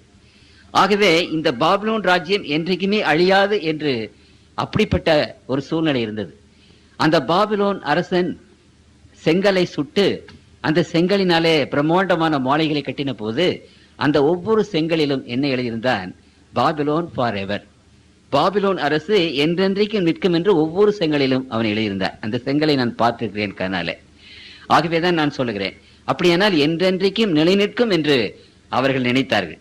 ஆனாலும் அந்த பாபிலோன் ராஜ்யம் பிடிக்க முடியாது என்று சொல்ல அந்த பட்டணத்தை ஆண்டவர் என்ன செய்தார் என்றால், மேதியோ பெர்ஷியர்கள் அந்த பட்டணத்தை என்ன செய்தார்கள் என்றால் அங்கே பிடித்தார்கள். அங்கே தானியேலின் புத்தகம் 5ஆம் அதிகாரம் 31வது வசனத்திலே வாசிக்கிறேன். தானியேல் 5:31, மேதியனாகிய தரியு தன் 62ஆம் வயதில் ராஜ்யத்தை கட்டி கொண்டார். அதை எப்படி பிடித்தார்கள் என்றால், அந்த பட்டணத்தினுடைய வாசல்களை அடைத்து விட்டால் யாருமே உள்ளே போக முடியாது. 284 அடி உயரமுள்ள மதில்கள், பிரம்மாண்டமான மதில்கள். அந்த மதில்கள் மேலே 7 ரதங்கள் போகலாம். அப்படியானால் ஒரு 90 அடி அகலமான அல்லது 100 அடி அகலமான மதில்கள், 7 சுவர்கள் அங்கே கட்டப்பட்டிருந்தன. ஆகவே யாருமே அதை அழிக்க முடியாது, யாரும் அதற்குள்ளாக போக முடியாது. ஆனாலும் ஆண்டவர் இந்த பாபிலோன் ராஜ்யத்தை குறித்து ஏராளமான தீர்க்கதரிசனங்களை எழுதி வைத்திருக்கிறார். அங்கு ஏசாயா 13ஆம் அதிகாரம் குறித்துக் கொள்ளுங்கள், அங்கு எரேமியா 50, 51 இப்படிப்பட்ட இந்த அதிகாரங்களை எல்லாம் பார்க்கும்போது ஆண்டவர் அந்த அதிகாரங்களை சொன்னார், நான் உன்னை வெறிக்க பண்ணுவேன், உன்னுடைய கதவுகளை திறந்து விடுவேன், மேதியர்கள் வந்து உன்னை அங்கு ஜெயிப்பார்கள் என்று ஆண்டவர் முன்னதாகவே ஆண்டவர் அங்கு சொல்லி போனார். தானியேல் தீர்க்கதரிசன புத்தகம் 8ஆம் அதிகாரத்தில் மறுபடியுமாக இந்த அரசாட்சி பற்றின ஒரு ரிவ்யூ அங்கே வருகிறது. இந்த பாபிலோன் சாம்ராஜ்யத்தை எந்த சாம்ராஜ்யம் அங்கு ஜெயிக்கும் என்பதை குறித்து தானியேல் 8ஆம் அதிகாரம் 20வது வசனத்திலே வாசிக்கிறேன். இதை பற்றி பின்னாடி உங்களுக்கு சொல்கிறேன். நீ கண்ட 2 கொம்புள்ள ஆடுகள் மேதிய பெர்ஷிய தேசங்களின் ராஜாக்கள். அப்படியானால் மேதிய பெர்ஷியர்கள் வந்து உன்னை ஜெயிப்பார்கள் என்று தானியேலுக்கே ஆண்டவர் சொல்லிவிட்டார். அந்த மேதிய பெர்ஷிய ராஜாக்கள் என்ன செய்தார்கள் என்றால், ஒரு மர்தாக் என்று ஒரு தேவனை அந்த பாபிலோனியர்கள் வழங்கி வந்தார்கள். அந்த தேவனுடைய பண்டிகை வந்த போது அவர்கள் கேட்டுகள் எல்லாவற்றையும் பூட்டிவிட்டு நன்றாக குடித்து வெறித்து ஆர்ப்பாட்டம் செய்து அந்த பண்டிகை கொண்டாடினார்கள். எல்லோரும் குடி வெறியிலே இருந்த போது அந்த யூப்ரட்டிஸ் நதி மத்தியிலே வந்தது. அந்த நதியை மதில் போட்டு தடுத்து அந்த அங்கே கதவுகளை போட்டிருந்தார்கள். இப்பொழுது அந்த பண்டிகை நாட்களிலே எல்லாரும் குடித்து வெறித்திருந்த போது அந்த நதியினுடைய அந்த கதவுகளை மூட மறந்து போனார்கள். ஆண்டவர் முன்னாலே சொன்னார், அந்த கதவுகளை மூடுவதற்கு மறதியை நான் உங்கள் மத்தியிலே கொண்டு வருவேன், நீ குடித்து வெறித்திருக்கும் போது மேதியர்கள் ஒன்று வந்து பிடித்துக் கொள்வார்கள் என்று. அவைகளெல்லாம் நான் இந்த வேதத்திலிருந்து வாசித்து விளக்குவதற்கு எனக்கு நேரமில்லை. ஆகவே இவைகள் எல்லாவற்றையும் நான் பின்னான காலங்களிலே உங்களுக்கு அந்த வசனத்தை உங்களுக்கு நான் சொல்லுகிறேன். அப்படியானால் அதே மாதிரி அந்த பண்டிகையில் அவர்கள் வெறித்திருக்கும் போது அந்த கதவுகளை பூட்ட மறந்து விட்டார்கள். அந்த வெளிப்புற கதவுகளை பூட்டியிருந்தாலும் அந்த ஆறு போன கதவுகளை, ஆற்றின் பக்கத்திலே இருந்த அந்த மதில்கள் கதவுகளை அவர்கள் பூட்ட மறந்து விட்டார்கள்.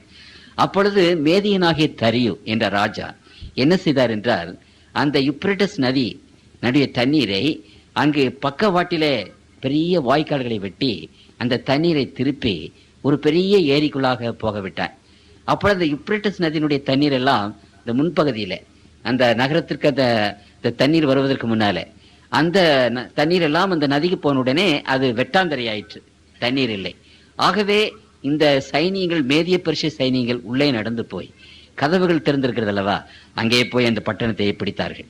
65 ஆண்டுகள் சீரும் சிறப்புமாக அந்த நாடு 65 ஆண்டுகளுக்கு முன்பாக முடிய பெற்றது. ஆண்டவர் சொன்னார், உனக்கு பின் கீழ்த்தரமான ஒரு ராஜ்யம் அங்கே தோன்றும். சரித்திரம் என்ன சொல்கிறது என்றால், இங்கேயே வேதத்திலே நாம் வாசிக்கிறோம், மேதிய பெர்ஷிய ராஜ்யம் அங்கே வருகிறது என்று தானியேல் 8ஆம் அதிகாரத்திலே அதை குறித்து வாசிக்கிறோம். அந்த மேதிய பெர்ஷிய ராஜ்யம் பாபிலோன் ராஜ்யத்தை போல அவ்வளவு சீரும் சிறப்புமாக இல்லை என்றாலும் அந்த மேதிய பெர்ஷியர்கள் பெரிய ஒரு ராஜ்யத்தை கட்டி ஆண்டார்கள். அந்த மேதிய பெர்ஷியருடைய நாட்டினுடைய ஒரு வழக்கச் சொல் என்னவென்றால், அவர்கள் போட்டதுதான் சட்டம், என்றைக்கும் மாறாத சட்டம், மீறாத சட்டத்தை அவர்கள் வைத்து அரசாண்டார்கள். அந்த மேதிய பெர்ஷிய ராஜாக்கள் பிரம்மாண்டமான மாளிகைகளை கட்டினார்கள். அங்கு அவர்கள் அரசாண்ட வருஷம் 539 இருந்து 331 வரைக்கும், கிறிஸ்துவுக்கு முன்பு 539 331 வரைக்கும் அந்த ராஜ்யத்தை அரசாண்ட கடைசி அரசனான கேம்பசிஸ், 3வது கேம்பசிஸ் என்ற அரசன் காலத்திலே மகா அலெக்சாண்டர் மேதிய பெர்ஷியர்கள் ராஜ்யத்தின் மேலே படையெடுத்தார். அந்த மகா அலெக்சாண்டர் ஒரு வாலிபன்.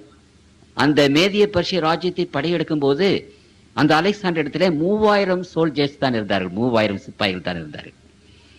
அந்த கேம்பசிஸ் என்ற அந்த மன்னன் 30,000 படைகளை கூட்டு கொண்டு வந்தார். யானை படைகள் இருந்தன, பெரிய பெரிய இந்த கற்களை வீசக்கூடிய எந்திரங்கள் அவனிடத்தில் இருந்தன. 3000 பேரை வைத்து எப்படி இந்த மேதிய பெர்ஷியர்களை ஜெயிப்பது என்று அலெக்சாண்டர் தேங்கினான், கலங்கினான். அவன் அப்படி வந்து கொண்டிருந்த போது, கர்த்தருக்குள் பிரியமானவர்களே, எருசலேம் நகரத்துக்கு அலெக்சாண்டர் வந்தார். அந்த எருசலேம் நகரத்திலே அந்த தேவாலயத்தை பார்க்க அவன் ஆசைப்பட்டார். அந்த தேவாலயம் உன்னதமாக இருந்தது, சிறப்பாக இருந்தது. அப்பொழுது யூதர்கள், அந்த ஆசாரியர்கள், இந்த அலெக்சாண்டர் வந்து தங்களுடைய பட்டணத்தை, தங்களுடைய அந்த ஆலயத்தை அழித்து விடுவார் என்று பயந்து அந்த ஆசாரியர்கள் எல்லாம் ஆயிரக்கணக்கானவர்கள் வெள்ளை உடுத்து அந்த அலெக்சாண்டர் வரும்போது அங்கே ஒரு படையில் போல அனுபவித்து அவனுக்கு வணக்கம் செலுத்தினார்கள். அவர் இந்த ஆலயத்துக்குள்ளே வேற யாரையும் அந்த ஆலயத்துக்குள்ளே விடக்கூடாது. ஆனாலும் அந்த பிரதான ஆசாரியன் அலெக்சாண்டரை கொண்டு போய் இந்த ஆலயத்துக்குள்ளே கொண்டு போனார். அங்கே கொண்டு போய் அங்கே ஒரு பெரிய வேத புத்தகம் தோல் சுருள் இருந்தது. அந்த தோல் சுருளிலே அவன் தானியேல் புத்தகத்தின் 2ஆம் அதிகாரத்தை அந்த அலெக்சாண்டருக்கு வாசித்து காட்டினான். நான் சொல்வதெல்லாம் ஒரு கதையல்ல, கர்த்தருக்குள் பிரியமானவர்களே, நான் சொல்வதெல்லாம் சரித்திரம். ஆகவே சரித்திரம் அறிந்தவர்கள் இங்கே இருக்கிறீர்கள், உங்களுக்கு தெரியும் நான் சொல்வது சரித்திரம் என்று. அந்த புத்தகத்திலே இந்த தானியேல் 2ஆம் அதிகாரத்தை வாசிக்கும் போது அந்த பாபிலோன் சாம்ராஜ்யம், அதற்கு பிற்பாடு மேதிய பெர்ஷிய சாம்ராஜ்யம், அந்த மேதிய பெர்ஷிய சாம்ராஜ்யத்துக்கு பிற்பாடு அங்கு கிரேக்க சாம்ராஜ்யம், அதாவது 3வது சாம்ராஜ்யம், உலகமெல்லாம் ஆண்டு கொள்ளுகிற ஒரு சாம்ராஜ்யம் வரும் என்று அங்கே எழுதப்பட்டிருக்கிறது. அந்த பிரதான ஆசாரியன் சொன்ன, இந்த உலகம் எல்லாம் வரும் என்று எழுதப்பட்டிருக்கிற அந்த அரசன் நீதான். அந்த தானியேல் 2ஆம் அதிகாரம் மாத்திரமல்ல, தானியேல் 8ஆம் அதிகாரத்தில் இதை குறித்து விளக்கம் அங்கே இன்னும் விசேஷமாக போடப்பட்டிருக்கிறது. ஒரு கொம்பை பற்றி போடப்பட்டிருக்கிறது. அந்த ஒரு கொம்பு அலெக்சாண்டர் என்பதை பற்றி பின்னாலே உங்களுக்கு நான் சொல்கிறேன். ஆகவே அலெக்சாண்டரை கர்த்தர் இந்த மேதிய பெர்ஷியத்தை அழித்து அவனுடைய ராஜ்யத்தை ஏற்படுத்தும்படி நியமித்திருக்கிறார். அந்த தீர்க்கதரிசன வசனம் இங்கே தானியேலில் இருக்கிறது என்று அந்த ஆசாரியர்கள் அந்த அரசனுக்கு சுட்டி காட்டினார்கள். அப்பொழுது மகா அலெக்சாண்டர் அங்கு தாழ விணிந்து பணிந்து கொண்டார். பணிந்து கொண்டது மட்டுமல்ல, அவனுடைய உள்ளத்திலே, அவனுடைய உடம்பிலே ஒரு பெரிய போர்வரி, அந்த சராசரங்களின் தேவன் சொல்லிவிட்டார் என்ற ஒரு பெரிய ஒரு நம்பிக்கை. 3000 படைகளோடு வந்தார். 30,000 பேர் அங்கே பெரிய படைகள். ஆனாலும் கர்த்தருக்குள் பிரியமானவர்கள் இந்த போர் நடந்த போது அவர்களை முழுவதுமாக என்ன செய்தார்கள்? தோற்கடித்தார்கள். அரபெல்லா என்ற இடத்துல, நினிவேக்கு பக்கத்திலே அரபெல்லா என்ற இடம், அந்த இடத்துல 331வது ஆண்டு அலெக்சாண்டர் அந்த மகா பெரிய பெர்ஷிய சேனையை முறியடித்து தன்னுடைய கிரேக்க சாம்ராஜ்யத்தை அங்கு நிறுவினார் என்பதை குறித்து அங்கு நாம் வாசிக்கிறோம். எரேமியாவின் புத்தகம் 51ஆம் அதிகாரத்திலே அதை குறித்து நீங்கள் வாசிக்கிறீர்கள். 51ஆம் அதிகாரத்திலே இந்த ராஜ்யம், கிரேக்க ராஜ்யம், உலகையெல்லாம் ஆண்டு கொள்ளுகிற ராஜ்யம் என்று வேதத்திலே சொல்லப்பட்டிருக்கிறது.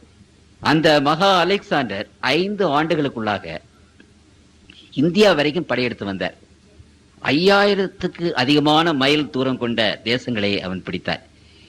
அப்படியானால் ஐரோப்பா, ஆப்பிரிக்காவின் சில பகுதிகள், அந்த மத்திய கிழக்கு பகுதிகள், அப்புறம் இந்தியா வரைக்கும், ஆகவே ஒரு பெரிய சாம்ராஜ்யம். திருமறை என்ன சொல்லுகிறது? உலகையெல்லாம் ஆண்ட என்று சொல்லப்பட்டிருக்கிறது. அந்த நாட்களிலே உலகத்தின் பெரும் பகுதியை அலெக்சாண்டர் பிடித்து தன்னுடைய சாம்ராஜ்யத்தை நிலைநிறுத்தினார். ஆனாலும் அந்த ராஜ்யமும் போய்விட்டது. ஏனென்றால் அங்கே சொல்லப்பட்டிருக்கிறது, 39வது வசனத்திலே சொல்லப்பட்டிருக்கிறது, 4வது ராஜ்யம் என்று அங்கே சொல்லப்பட்டிருக்கிறது. 3வது ராஜ்யம் என்றென்றைக்கும் இருக்காது. 4வது ராஜ்யம் இரும்பை போல இருக்கும். ஆகவே சரித்திரத்தில் நான் வாசிக்கும் போது இந்த அலெக்சாண்டரை ரோமர்கள் என்ன செய்தார்கள் என்றால், பிட்னா என்ற இடத்துல அந்த முறியடித்து அந்த ரோமர்கள் தங்களுடைய ராஜ்யத்தை அவர்கள் ஸ்தாபித்தார்கள். 331 இருந்து கிறிஸ்துவுக்கு முன்பு 168வது ஆண்டு வரைக்கும் இந்த கிரேக்க நாடு ஆண்டது. பேட்டில் ஆஃப் பிட்னா 168வது வருஷத்துல அந்த சேனையில் அழிக்கப்பட்டு ரோம ராஜ்யம் அங்கு பதவிக்கு வந்தது. 163 வருஷம் இந்த கிரேக் ராஜ்யம் அரசாண்டது. இந்த ரோம ராஜ்யம் வரும்போது அது இரும்பை போல உரமுள்ளதாக இருக்கும். இந்த ராஜ்யத்தை சேர்ந்தவர்களுக்கு ஒரு நியதி என்னவென்றால், எங்கு எங்கு படையெடுத்து போனார்களோ அங்கெல்லாம் அவர்கள் படையினரை மாத்திரமல்ல, அங்கு மக்களையும் கட்டடங்களையும் நொறுக்கி அவர்கள் தரைமட்டமாக்கினார்கள். தங்களுக்கு விரோதமாக வருகிற எந்த ஜாதியையும் முழுவதுமாக அழித்து விட்டார்கள். அந்த இரும்பை போல பயங்கரமாக அவர்கள் நொறுக்கி விட்டார்கள், ராஜ்யங்களை நொறுக்கி விட்டார்கள். அப்படியானால் 174வது ஆண்டிலே இப்போலிட்டஸ் என்று சொல்லப்பட்ட அந்த கிரேக்க ராஜ்ய சரித்திரக்காரன் அங்கே சொல்லும் போது என்ன சொல்லுகிறார்? தானியேலே, நீ சந்தோஷப்படு, நீ சொன்னதிலே எந்த விதமான தப்பும் கிடையாது. இப்பொழுது அந்த இரும்பு ஆண்டு கொண்டிருக்கிறது என்று அந்த சரித்திர ஆசிரியர், அவன் கிறிஸ்தவன் அல்ல, அவன் அங்கே எழுதுகிறார். கிப்பன் என்று சொல்லப்பட்ட ஒரு சரித்திர ஆசிரியன், அந்த ஆசிரியன் the rise and fall of Roman empire என்ற ஒரு பெரிய புத்தகத்தை எழுதியிருக்கிறார். சரித்திர படிக்கிறவர்கள் அதை வாசிப்பீர்கள்.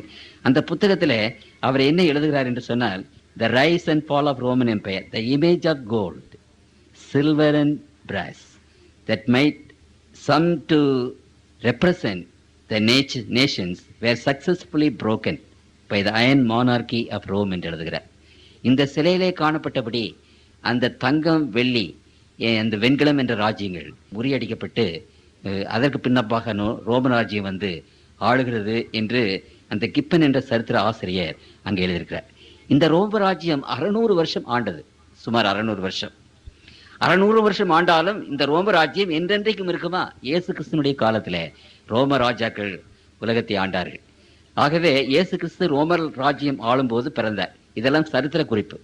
இந்த ராஜ்யம் என்றென்றைக்கும் இருக்குமா? வலிமையான ஒரு ராஜ்யம், பிரம்மாண்டமான சைனியங்களை வைத்திருந்த ராஜ்யம், எல்லா இடங்களிலும் தன்னுடைய கோட்டைகளை கட்டி சைனியங்களை வைத்து அரசாண்ட அந்த ராஜ்யம். அப்படிப்பட்ட ராஜ்யம் என்ன செய்தது என்றால், 4வது ராஜ்யம் பிரிக்கப்படும் என்று வேதம் சொல்லிட்டு, 3வது ராஜ்யத்திற்கு பிற்பாடு 2வது ராஜ்யம், 1வது ராஜ்யம் பிற்பாடு 2வது ராஜ்யம், 2வது ராஜ்யத்திற்கு பிற்பாடு 3வது ராஜ்யம், 3வது ராஜ்யத்திற்கு பிற்பாடு 4வது ராஜ்யம் என்று சொன்ன வேதம் 4வது ராஜ்யத்தை பற்றி பேசும்போது 5வது ராஜ்யம் என்று சொல்லலை. இந்த உலக சரித்திரத்திலே 4 சாம்ராஜ்யங்கள் மட்டும்தான் உண்டு என்று வேதம் சொல்கிறது. அந்த 4வது சாம்ராஜ்யத்துக்கு அடுத்தபடியாக 5வது உலக சாம்ராஜ்யம் ஒன்றுமே கிடையாது. ஆனால் அந்த 4வது சாம்ராஜ்யம் பிரிக்கப்படும். கர்த்தருக்குள் பிரியமானவர்களே, இந்த வேத புத்தகம் சொல்லுகிற ஒவ்வொரு வாக்கியமும் எவ்வளவு திட்டவட்டமாக நிறைவேறி வருகிறது என்பதை நீங்கள் கவனிக்க வேண்டும். ஒருவேளை இந்த சரித்திரம் உங்களுக்கு அவ்வளவாக தெரியாவிட்டால் தயவு செய்து நீங்கள் போய் இந்த சரித்திர புத்தகங்களை வாங்கி படியுங்கள். எவ்வளவு திட்டவட்டமாக நிறைவேறி இருக்கிறது. பாபிலோன் சாம்ராஜ்யத்தை பற்றி, மேதிய பெர்ஷிய சாம்ராஜ்யத்தை பற்றி, கிரேக்க சாம்ராஜ்யத்தை பற்றி, ரோம சாம்ராஜ்யத்தை பற்றி வாசியுங்கள். அந்த ரோம சாம்ராஜ்யம் 4வது சாம்ராஜ்யம். அந்த 4வது சாம்ராஜ்யத்திற்கு அப்புறம் 5வது சாம்ராஜ்யம், உலக சாம்ராஜ்யம் ஒன்று இராது என்று வேதம் சொல்லுகிறது. ஆனால் அந்த 4வது சாம்ராஜ்யம் பிரிக்கப்படும். இங்கே பார்க்கிறீர்கள் 4வது சாம்ராஜ்யம். இங்கே கீழே அது என்ன செய்கிறது என்றால் வரும்போது அந்த பாதங்கள் பிரிந்திருக்கிறது. அந்த 10 விரல், அந்த 10 விரலாக இருக்கிறது அல்லவா? அதே போலவே இந்த ரோம சாம்ராஜ்யம் அந்த வடக்கே இருந்து வந்த ஜெர்மானிக் பார்பேரியன் ட்ரைப்ஸ், மிலேச்சர்களினாலே அந்த சாம்ராஜ்யம் படையெடுக்கப்பட்டு வேண்டால்ஸ் என்பவர்கள், கோத்ஸ் என்று சொல்லப்பட்ட இப்படிப்பட்ட பார்பேரியர்கள், மிலேச்ச ஜனங்கள் அந்த ரோம ராஜ்யத்தின் மேல் படையெடுத்து கடைசியில் அந்த ரோம ராஜ்யத்தை ஒன்றுமில்லாமல் ஆக்கிவிட்டார்கள். அப்பொழுது அந்த ரோம ராஜ்யமானது எப்படி காலிலே 10 விரல்கள் இருக்கிறதோ அதே போல 10ஆக பிரிந்தது. திருமறையிலே அதை குறித்து நாம் வாசிக்கிறோம். அந்த 4வது சாம்ராஜ்யத்தை பற்றி அங்கே சொல்லும்போது, பாதங்களும் கால்வர்களும் பாதி மண்ணும் பாதி இரும்புமாக இருக்க கண்டீரே, அந்த ராஜ்யம் பிரிக்கப்படும். பார்த்தீங்களா? அப்படியானால் இந்த 4வது சாம்ராஜ்யம் பிரிக்கப்படும். எத்தனாவதாக பிரிந்தது? 10ஆக பிரிந்தது. இந்த 10 ராஜ்யங்களை பற்றி நாம் என்ன வாசிக்கிறோம் என்று சொன்னால், இந்த 10 ராஜ்யங்கள், முதலாவது பிரான்ஸ், அந்த காலத்திலே பேர் அதற்கு பிரான்ஸ், அது இப்பொழுது பிரான்ஸ் என்று நாம் சொல்லுகிறோம். அப்பொழுது பர்கண்டேரியன் என்று அதற்கு பெயர். இங்கே சுவிட்சர்லாந்து என்று நாம் சொல்லுகிறோம். ஸ்வீ என்று ஒரு ராஜ்யம், அது இப்போ போர்ச்சுகீஸ் நாடு என்று சொல்லுகிறோம். அலமனி என்று சொல்லப்பட்ட ஒரு ராஜ்யம் அப்பொழுது பிரிந்தது, அதற்கு இப்போது ஜெர்மனி என்று சொல்கிறோம். சாக்சனி என்று சொல்லப்பட்ட நாடு பிரிந்தது, அந்த நாட்டுக்கு இப்பொழுது பிரிட்டன் என்று நாம் சொல்லுகிறோம். விசியகோத் என்ற ஒரு நாடு அப்பொழுது பிரிந்தது, அதற்கு ஸ்பெயின் என்று பெயர். அப்புறம் லம்பார்ட்ஸ் என்று சொல்லப்பட்ட அந்த ராஜ்யம், அதற்கு இத்தாலி என்று அங்கு பெயர். இது 7. அப்புறம் 3 எருளி, வாண்டால்ஸ், ஆஸ்ட்ரகோஸ் என்ற அந்த 3 நாடுகளும் இப்பொழுது அழிந்து போய்விட்டது. ஏன் அழிந்தது என்று பின்னாலே நீங்கள் அந்த பின்னாலே வருகிற சொற்பொழிகளை நீங்கள் கேட்பீர்கள். இது 3 வட ஆப்பிரிக்காவிலே இருந்த ராஜ்யங்கள், அது அழிந்து போயிற்று என்று நாம் பார்க்கிறோம். ஆகவே 10ஆக பிரிந்தது ரோம சாம்ராஜ்யம். ஆண்டவர் சொன்னபடி அந்த கால்களில் 10 விரல்கள் இருக்கிறது போல அது 10ஆக பிரிந்தது. அப்படியானால் இந்த 10ஆக பிரிந்த இந்த ராஜ்யம் இன்றைக்கு ஆண்டு கொண்டிருக்கிறது. 476வது ஆண்டிலே இருந்து இந்த பிரிவுகள் வந்தது. கிறிஸ்துவுக்கு பின்பு 476வது ஆண்டிலிருந்து இந்த பிரிவுகள் வந்தது. இப்பொழுது இந்த பிரிவுகள் தான் பல பிரிவுகளாக மாறி, சப்டிவிஷனாக மாறி இந்த உலகத்தில் இன்றைக்கு ஆட்சி நடத்தி கொண்டிருக்கிறது. இந்த 10 நாடுகள் 467 இருந்து இன்றைக்கு வரைக்கும் அரசாண்டு கொண்டிருக்கிறது. ஏறக்குறைய 1500 ஆண்டுகள் இந்த அரசாட்சி நடந்து கொண்டிருக்கிறது. இந்த 1500 ஆண்டுகளிலே வேறு ஒரு வல்லரசு இல்லை. வேதம் சொல்லுகிறது 4 வல்லரசு தான். அது பிரிக்கப்படும். அந்த பிரிவுகள் ஆண்டு கொண்டிருக்கும். இன்றைக்கு கூட அமெரிக்கா வல்லரசாக இருக்குது என்றால், அங்கு முன்னாலே ரஷ்யா இருந்தது, இப்பொழுது பிரான்ஸ் இருக்கிறது, இங்கிலாந்து இருக்கிறது, 4-5 வல்லரசுகள் இருக்கின்றன. இன்றைக்கு ஒரு நாடு உலகம் முழுவதையும் அரசாட்சி செலுத்தும் என்று அங்கு சொல்லப்படவில்லை. இந்த ராஜ்யங்கள் ஆண்டு கொண்டிருக்கும் போது ஆண்டவர் சொன்னார், சிலது களிமண் மாதிரி அங்கு வீக்காக இருக்கும், பலவீனமாக இருக்கும், சிலது இரும்பு மாதிரி உரமுள்ளதாக இருக்கும். அதே போல இங்கிலாந்து உரமுள்ளதாக இருந்தது, ரஷ்யா உரமுள்ளதாக இருந்தது, ஜெர்மானி உரமுள்ளதாக இருந்தது, அநேக நாடுகள் பலவீனமாக இருந்தது.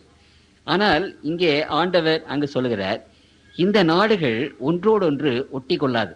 இங்கே ஆண்டவர் விசேஷமாக சொல்லுகிறார், நீர் இரும்பை களிமண்ணோடு கலந்ததாக கண்டீரே, அவர்கள் மற்ற மனுஷரோடு சம்பந்தம் கலப்பார்கள்.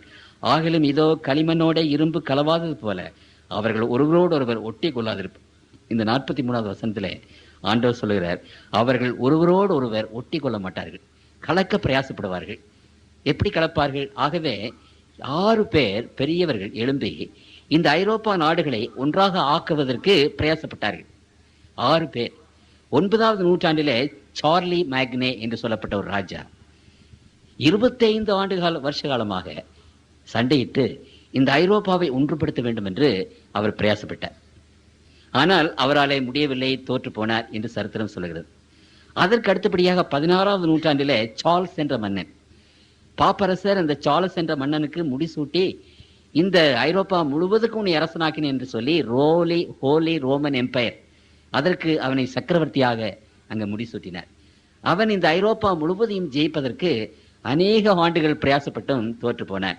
அடுத்தபடியாக 18வது நூற்றாண்டிலே பிரான்ஸ் நாட்டை சேர்ந்த லூயி 14வது லூயி என்ற மன்னன் பெரிய செல்வந்தன், பணக்காரன், பெரிய படைகளை வைத்திருந்தார். எப்படியாவது ஐரோப்பா முழுவதையும் ஒன்றாக்க வேண்டும் என்று சொல்லி அவன் பிரயாசப்பட்டு அவன் தோற்று போனான். அவர்கள் ஒருவரோடு ஒருவர் ஒட்டி கொள்ள மாட்டார்கள் என்று வேதம் சொன்னது.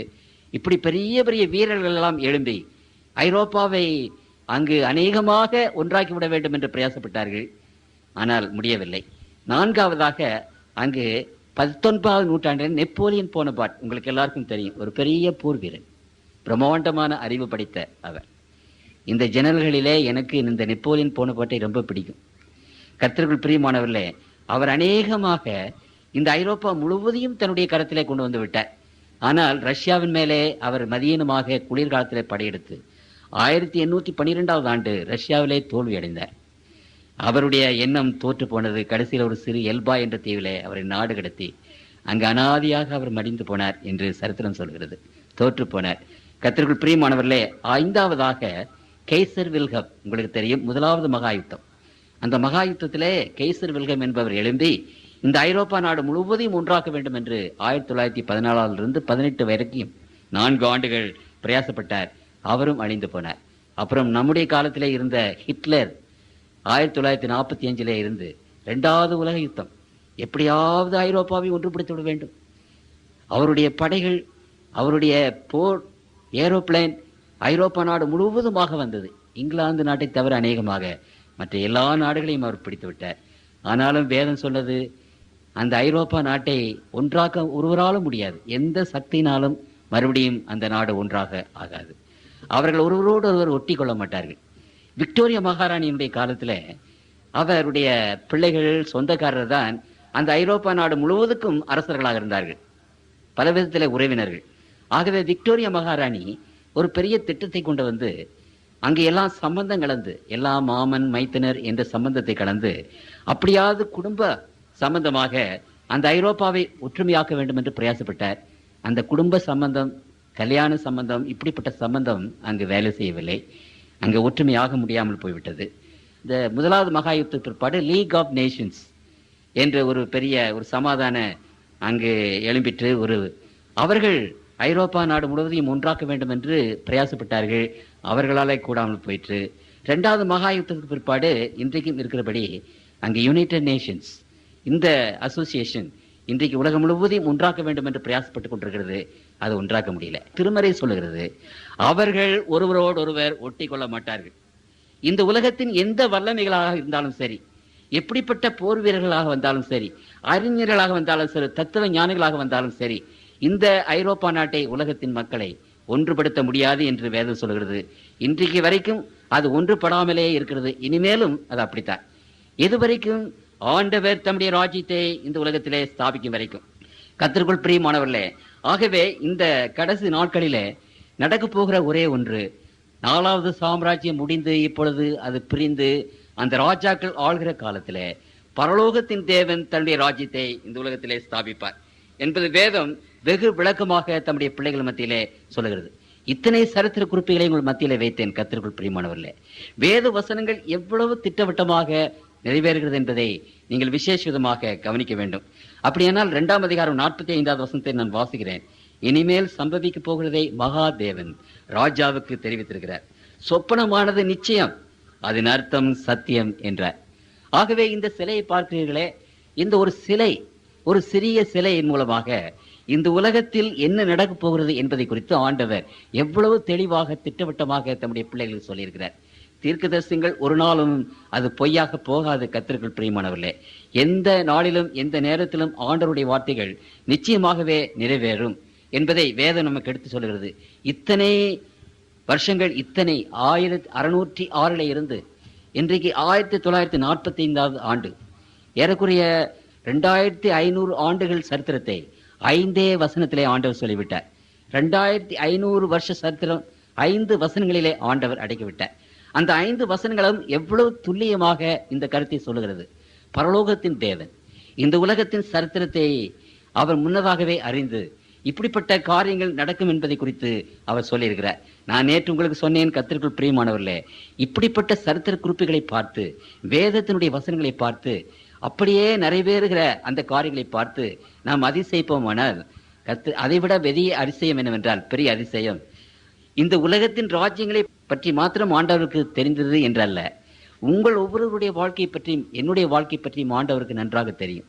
உள்ளங்கையிலே வரைந்திருக்கிறேன் என்று ஆண்டவர் சொல்கிறார்.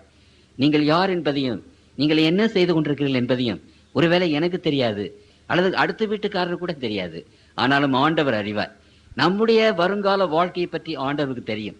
அது எப்படி என்ற ஒரு காரியத்தை ஆண்டவர் அறிவார். கர்த்தருக்குள் பிரியமானவர்களே, இப்படிப்பட்ட ஒரு ஆண்டவர் இனிமேல் வரப்போகிற காரியங்களை இவ்வளவு துல்லியமாக சொல்லக்கூடிய ஒரு கடவுள், அவருடைய கருத்தில் நம்முடைய வாழ்க்கையை நாம் வைத்து விடுவோம். நம்முடைய பிள்ளைகளை நாம் ஒப்படைத்து விடுவோம். நம்முடைய பிசினஸை அவருடைய கருத்தில் ஒப்படைப்போம். நம்முடைய வாழ்க்கை அவருடைய கருத்தில் ஒப்படைக்கும் போது அந்த வாழ்க்கையை அவர் நிச்சயமாக நல்ல விதமாக, அது சந்தோஷமான விதத்திலே, சமாதானமான விஷயத்திலே நடத்துவார் என்று திருமறை சொல்லுகிறது. ஆண்டவருடைய எண்ணங்கள் உங்களை பற்றியும் என்னை பற்றியும் அது சமாதானத்துக்கு ஏதுவான எண்ணங்கள். அவர் நம்முடைய தகப்பன், நாம் அவருடைய பிள்ளைகளாக இருக்கிறபடினாலே, தகப்பன் தன் பிள்ளைகளுக்கு இருக்கிறது போல, தகப்பன் தன்னுடைய பிள்ளைகளை நேசிக்கிறது போல, தகப்பன் தன்னுடைய பிள்ளைகளை தோளின் மேலே சுமந்து செல்கிறதை போல, ஆண்டவர் தம்முடைய பிள்ளைகளாகி நம்மை சுமந்து செல்வார், தாங்குவார், ஏந்துவார், வழி நடத்துவார். இனி வரப்போகிற காலங்களை பற்றி நாம் பயப்பட வேண்டிய அவசியம் இல்லை. அவருடைய கரத்திலே நாம் ஒப்புக் கொடுப்போமானால், இந்த அண்ட சராசரங்களின் தேவன், ராஜ்யங்களை நடத்துகிற தேவன், நம்மையும் நம்முடைய வருங்காலத்தையும் அவர் கவனித்து வழிநடத்துவார் என்ற ஒரு பெரிய ஒரு நிச்சயத்தை ஆண்டவர் தம்முடைய பிள்ளைகளுக்கு முன்பாக வைத்திருக்கிறார். அப்படியானால் பரலோகத்தின் தேவன் இந்த நாட்களிலே தன்னுடைய ராஜ்யத்தை ஸ்தாபிக்க போகிறார். அது ஒரு கல் பெயர்ந்து வந்து அந்த சிலையின் மேல் மோதினபடி இந்த உலக சாம்ராஜ்யங்கள் எல்லாம் அழிந்து போய் இறைவனுடைய சாம்ராஜ்யம் நிலைக்கப் போகிறது. கர்த்தருக்குள் பிரியமானவர்களே, உலகத்தின் மக்கள், அறிவு வாய்ந்தவர்கள், புத்தி உள்ளவர்கள், அவர்களிடத்திலே தம்முடைய ஆட்சியை ஒப்பு கொடுத்தார், நீங்கள் நடத்துங்கள் என்று சொல்லி. கம்யூனிசம் வந்தது சரியில்லை, கேபிட்டலிசம் வந்தது சரியில்லை, சோசியலிசம் வந்தது சரியில்லை. இந்த உலகத்தின் மக்கள் என்னென்னமோ ஆட்சி முறைகளை கொண்டு வந்தார்கள். டிக்டேட்டர்ஷிப், சர்வாதிகாரம் சரியில்லை. இப்பொழுது நமக்கு டெமோக்ரசி இப்பொழுது வந்திருக்கிறது, அதுவும் சரியில்லாமல் இருக்கிறது. இந்த உலகத்தின் மக்கள் எப்படிப்பட்ட ஆட்சி முறைமைகளை கொண்டு வந்தாலும் அந்த ஆட்சி முறைமைகளினாலே தேவனுடைய பிள்ளைகள், உலகத்தின் பிள்ளைகளை சமாதானமாக ஆள முடியல, சந்தோஷத்தை கொடுக்க முடியல. எங்க பார்த்தாலும் சமாதான குறைவு, எங்க பார்த்தாலும் அழிவு, எங்க பார்த்தாலும் பொறாமை, எங்க பார்த்தாலும் சண்டை, எங்க பார்த்தாலும் பெரிய இன்னல்களும் கஷ்டங்களும் வந்து கொண்டிருக்கிறது. எவ்வளவு நாளைக்குத்தான் ஆண்டவர் இவைகளை பொறுத்து கொண்டிருப்பார்? நம்ம கையில அதிகாரத்தை கொடுத்து பார்த்தார்.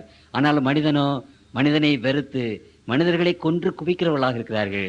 மற்றவர்களை பற்றி கவலைப்படுகிற மனிதர்களாக இல்லை, ஜனங்களுடைய நன்மைகளை தேடுவார் இல்லை. ஆகவே ஆண்டவர் இனிமேலும் இந்த ஜனங்களை, தேவனுடைய பிள்ளைகள் கஷ்டப்படும்படி விட மாட்டார். தம்முடைய நீதியான ராஜ்யத்தை இந்த உலகத்திலே ஸ்தாபிக்க அவர் வரப்போகிறார். அதை பற்றி தான் நீங்கள் விசேஷ விதமாக இனிமேல் ஒரு காலங்களிலே கேட்கப் போகிறீர்கள். அவர் தம்முடைய ராஜ்யத்தை ஸ்தாபிப்பார். அப்படி அவர் தம்முடைய ராஜ்யத்தை ஸ்தாபிக்கும் போது நீங்களும் நானும் அந்த ராஜ்யத்தினுடைய குடிமக்களாக இருக்க முடியுமா? இப்பொழுது உங்களுக்கும் எனக்கும் இருக்கிற ஒரு கேள்வி என்னவென்றால், இந்த ஆண்டவர் தம்முடைய ராஜ்யத்தை ஸ்தாபிக்கும் போது கர்த்தருடைய பிள்ளைகளாகிய நாம் அவருடைய ராஜ்யத்திலே இருக்க வேண்டும். அவருடைய ராஜ்யத்தை பற்றி வேதத்தில் ஏராளமாக நாம் வாசிக்கிறோம். அன்பின் ராஜ்யம் அது, அன்பு என்ற கொள்கையினாலே கட்டப்பட்ட ஒரு ராஜ்யம். அந்த ராஜ்யம் நீதியுள்ள ராஜ்யம். அங்கு கேடு செய்வாரும் இல்லை, தீங்கு செய்வாரும் இல்லை என்று வேதம் அங்கே சொல்கிறது. சமுத்திரம் ஜலத்தினால் நிறைந்திருக்கிறது போல அந்த தேவனுடைய பிள்ளைகள் கர்த்தரை பற்றி அறிகிற அறிவினால் நிறைந்தவர்களாக, சமாதானம் உள்ளவர்களாக இருப்பார்கள், சந்தோஷம் உள்ளவர்களாக இருப்பார்கள். அவர்கள் இன்பமாக சுகித்து வாழ்வார்கள். கர்த்தருக்குள் பிரியமானவர்களே, அவர்கள் என்றென்றைக்கும் வாழ்வார்கள். அப்படியானால் நீங்களும் நானும் அந்த ராஜ்யத்தில் இருக்க வேண்டுமே. ஆண்டவருடைய கல்வாரி சிலுவை கொல்காத மலையிலே நாட்டப்பட்டது. அவர்கள் கூட 2 திருடர்களையும் அங்கே சிலுவையிலே அறைந்தார்கள். வானத்துக்கும் பூமிக்கும் நடுவிலே அந்த கொல்காத மலையிலே 3 சிலுவைகள் அங்கே தொங்கினதார். இந்த பக்கம் ஒரு கல்லன் சிலுவையில் அறையப்பட்டான், அந்த பக்கமாக ஒரு கல்லன் சிலுவையில் அறையப்பட்டான். மத்தியிலே ஆண்டவருடைய சிலுவை அங்கே இருந்தது. கர்த்தருக்குள் பிரியமானவர்களே, அந்த 3 சிலுவை அங்கே தொங்கிக் கொண்டிருந்த போது அந்த 2 கல்லர்கள் என்றால் திருடர்கள் அல்ல, யூதர்கள் அங்கு சுயாட்சிக்காக அங்கு சண்டை போட்டார்கள். தங்களுடைய நாடு விடுதலை பெற வேண்டும் என்று சண்டை போட்டார்கள். அந்த விடுதலை பெற வேண்டும் என்று சண்டை போட்ட அந்த வீரர்களுடைய தலைவர்கள் 2 பேர் அவர்கள் அங்கே ஆண்டவரோடு கூட சிலுவையிலே அடிக்கப்பட்டார்கள். அவர்கள் 2 பேரும் ஆண்டவரை பார்த்து கேலி செய்தார்கள். உலகத்தை ரட்சிப்பேன் என்று வந்தார், தன்னையே ரட்சிக்க கூடவில்லை, இங்கே கல்வாரி சிலுவையிலே தொங்கிக் கொண்டிருக்கிறார் என்று பரியாசம் பண்ணினார்கள். தேவாவியானவர் ஒரு கல்லனுடைய இருதயத்திலே வேலை செய்தார். அந்த கல்லன் ஆண்டவரை பற்றி தெரிந்தவன், அறிந்தவன், இந்த வேதத்தை படித்தவன். அப்பொழுது ஆண்டவருடைய வார்த்தைகளை அவன் கேட்டு மனதிலே குத்துண்டவனாக அந்த சிலுவையிலே தொங்கிக் கொண்டிருக்கிறவர் அண்ட சராசரங்களை படைத்த தேவன் என்பதை அவன் அறிந்து கொண்டான். அனாதியாக முள்முடி சூடி ரத்தம் சிந்தத்தக்கதாக வானத்துக்கும் பூமிக்கு நடுவிலே தொங்கி கொண்டிருந்த அவர் இந்த அண்டசராசங்களை படைத்த ஆண்டவர் மனுஷ ரூபமாக உலகத்தில் வந்தார் என்பதை அவன் அறிந்து கொண்டார். அவர் ஆண்டவர் என்று அறிந்து கொண்டவுடனே அந்த ஆண்டவரை நோக்கி ஒரு விண்ணப்பம் செய்கிறார். அந்த விண்ணப்பத்தை குறித்து லூக்கா 23ஆம் அதிகாரத்திலே அதை குறித்து வாசிக்கிறோம். 42-43 அவர் இயேசுவை நோக்கி, ஆண்டவரே, கர்த்தருக்குள் பிரியமானவர்களே, ஆண்டவராக இயேசு கிறிஸ்து இந்த உலகத்தில் அற்புதங்களை செய்த போது, அடையாளங்களை செய்த போது அவரை ஆண்டவர் என்று கூப்பிட்டு தொழுது கொண்டார்கள் மக்கள். பெரிய மகாதேவன் வந்திருக்கிறார் என்று சொன்னார்கள். லாசருவை உயிரோடு எழுப்பின போது, செத்தவர்களை உயிரோடு எழுப்பின போது அந்த ஜனங்கள் பிரமித்து போய் இவர்தான் மெய்யான தெய்வம் என்று கைகளை விடுத்து வணங்கினார்கள். ஆனால் அவர் கல்வாரி சிலுவிலே அனாதியாக தூங்கின போது 3 உலகங்களையும் படைத்த ஆண்டவர் 3 ஆணிகளினாலே தொங்கினார் என்று வேதநாயகி சாஸ்திரி அவர்கள் பாடுகிறார்கள். அப்படி அபலையாக, அனாதியாக, யாருமே அங்கு இல்லாதபடி அனாதியாக அவர் கல்வாரி சிலுவிலே தொங்கின போது, உங்களுக்காக எனக்காக தொங்கின போது, அவருடைய சீஷர்களும் அவரை ஆண்டவரே என்று கூப்பிட்டவர்களும் அவர் தெய்வம் என்று வணங்கினவர்களும் எல்லாரும் ஓடி போயிட்டாங்க. இவர்தான் எங்களை ரட்சிப்பார் என்று நாங்கள் எதிர்பார்த்திருந்தோம், இப்பொழுது எல்லாம் முடிந்து விட்டது என்று சீஷர்கள் சொன்னார்கள். அந்த நேரத்திலே ஒரே ஒருவன் அந்த தொங்கிக் கொண்டிருக்கிற அபலையான அந்த மனிதனை பார்த்து ஆண்டவரே என்று சொன்னார். அப்படியானால் அந்த திருடனுக்கு எவ்வளவு ஒரு பெரிய விசுவாசம்! அந்த விசுவாசத்தினுடைய அளவு நாம் நினைத்து கூட பார்க்க முடியாத அத்தனை பெரிய விசுவாசம். அப்படியானால் அண்ட சராசங்களை படைத்த ஆண்டவர் அவரிடத்துல எதை வேண்டுமென்றாலும் கொடுப்பார் என்று அந்த திருடனுக்கு தெரிந்த போது அந்த ஆண்டவரிடத்தில் ஒரு விண்ணப்பத்தை கேட்டார்.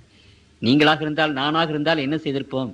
இந்த பயங்கரமான வலி, ஆணிகளிலே தொங்கிக் கொண்டிருக்கிறது, கசையடி வேறு, ரத்தம் சிந்துதல் வேறு, இந்த பயங்கரமான அனுபவத்திலிருந்து எனக்கு விடுதலை கொடுமாண்டவரே என்று கேட்டிருப்போம். என்னை கல்வாரி சிலுவிலிருந்து இறக்கி விடுமாண்டவரே கேட்டிருப்போம். ஒருவேளை நான் கல்வாரி சிலுவிலே மறித்து போனால் என்னுடைய மனைவியும் மக்களும் என்ன செய்வார்கள்? ஆகாரத்துக்கு என்ன செய்வார்கள்? எப்படி பிழைப்பார்கள் ஆண்டவரே? அவர்களை ஆசீர்வதியும், அவர்கள் பிழைப்புக்கு ஒரு வழி சொல்லும் என்று சொல்லி கேட்டிருப்போம். அல்லது அவர்கள் முன்பாக நிற்கிற அந்த போர் வீரர்கள் அவர்களை பயங்கரமாக சிலுவையில் அடித்தார்களே, கொடூரமாக நடத்தினார்களே, அந்த சோல்ஜர்ஸ் எல்லாம் நாசமாக போக நீர் அனுக்கிரகம் செய்யும் என்று சொல்லியிருப்போம். என்னென்னமோ நாம் கேட்டிருப்போம். ஆனால் அவர் ஆண்டவர் என்று தெரிந்தவுடனே அந்த திருடன் ஆண்டவரை நோக்கி என்ன சொன்னார்? ஆண்டவரே, நீர் உம்முடைய ராஜ்யத்திலே வரும்போது அடியேனை நினைத்தருளும் என்றார். உம்முடைய ராஜ்யத்திலே நீர் வரும்போது, உம்முடைய ராஜ்யத்தை நீ ஸ்தாபிக்க வரும்போது, அந்த தங்க ராஜ்யம் போய், அந்த வெள்ளி ராஜ்யம் போய், அந்த இரும்பு ராஜ்யம் போய், வெண்கல ராஜ்யம் போய், இரும்பு ராஜ்யம் போய், நீர் உம்முடைய ராஜ்யத்தை, கல்லான ராஜ்யத்தை இந்த உலகத்திலே ஸ்தாபிக்க நீர் வரும்போது அடியேனையும் நினைத்தருளும் ஆண்டவரே, அடியேனுக்கு அங்கு ஒரு இடம் வேண்டும் ஆண்டவரே என்று அவன் விண்ணப்பம் பண்ணினார். கர்த்தருக்குள் பிரியமானவர்களே, அந்த விண்ணப்பம் நம்முடைய விண்ணப்பமாக இருக்கட்டும். இன்றைக்கு இந்த உலகத்திலே நாம பஞ்சைகளாக இருந்தாலும் பரதேசிகளாக இருந்தாலும் அங்கே நீங்களும் நானும் இருக்க வேண்டும். அதுதான் முக்கியம். நமக்கு ஒரு இடம் வேண்டும், நம்முடைய மனைவிக்கு ஒரு இடம் வேண்டும், நம்முடைய புருஷனுக்கு ஒரு இடம் வேண்டும், நம்முடைய பிள்ளைகள் ஒவ்வொருவருக்கும் ஒரு இடம் வேண்டும். நம்முடைய அத்தை, மாமா, கர்த்தருக்குள் பிரியமானவர்களே, நாம் நேசிக்கிற பிள்ளைகள் அத்தனை பேரும் அங்கே இருக்க வேண்டும். இங்கே வந்து இந்த வசனத்தை கேட்டுக்கொண்டிருக்கிற தேவனுடைய மகனே, மகளே, நீங்கள் ஒவ்வொருவரும் உங்களுடைய குடும்பத்தோடும் பிள்ளைகளோடும் அங்கே இருக்க வேண்டும். ஆண்டவரே, உம்முடைய ராஜ்யத்தை நீ ஸ்தாபிக்க வரும்போது, நீர் உம்முடைய ராஜ்யத்தை ஸ்தாபிக்கும் போது உம்முடைய பிள்ளைகளாக எங்களுக்கு ஒரு இடத்தை தர வேண்டுமே. நாங்கள் உம்முடைய ராஜ்யத்தின் பிள்ளைகளாக இருக்க வேண்டுமே. அந்த ராஜ்யத்தில் பிள்ளைகளாக நாங்கள் என்றைக்கும் உம்மோடு கூட வாழ வேண்டுமே. எங்களை நேசிக்கிற அன்புள்ள தகப்பனே, கூடி வந்திருக்கிற உம்முடைய பிள்ளைகளாகி நாங்கள் உம்முடைய பாதத்திலே வந்து, தகப்பனே, நீர் உம்முடைய ராஜ்யத்தை சீக்கிரமாக ஸ்தாபிக்க வரப்போகிறீர். அப்படி உம்முடைய ராஜ்யத்தை ஸ்தாபிக்கும் போது இந்த ஏழை மகனுக்கு, இந்த ஏழை மகளுக்கு ஆண்டவரே ஒரு இடத்தை தர வேண்டும் என்று உடைய திருப்பாத்திரத்தை கொண்டாடுகிறோம். உலகத்தின் சாம்ராஜ்யத்திலே அரசுகளின் கீழே வாழ்ந்தது போதும் அப்பா, போதும். இந்த உலகத்தின் அரசுகள் அல்ல கர்த்தாவே, நாங்கள் இந்த உலகத்திலே இருந்த போதிலும் உம்முடைய ராஜ்யத்துக்காக நாங்கள் காத்து கொண்டிருக்கிற பிள்ளைகளாக இருக்கிறோம். நீர் உம்முடைய ராஜ்யத்திலே வரும்போது தாவே எங்களுக்கு ஒரு இடம், எங்களுடைய வீட்டாருக்கு இடம், எங்களுடைய பிள்ளைகளுக்கு ஒரு இடம், நாங்கள் அன்பாக நேசிக்கிற பிள்ளைகளுக்கு ஒரு இடம், நாங்கள் உம்முடைய ராஜ்யத்திலே குடும்பமாக உறவினர்களோடு, உற்றார்களோடு, நண்பர்களோடு இருக்க வேண்டுமே தகப்பனே. அப்படிப்பட்ட ஒரு கிருபையை இந்த ஏழை பிள்ளைகளுக்காக நீர் தர வேண்டும் என்று எங்களுக்காக மரித்த எங்கள் அன்பின் ஆண்டவர் இயேசுவின் நாமத்தில் வேண்டிக் கொள்கிறோம். ஜெபங்கேளும் பரம்பிதாவே. ஆமென்.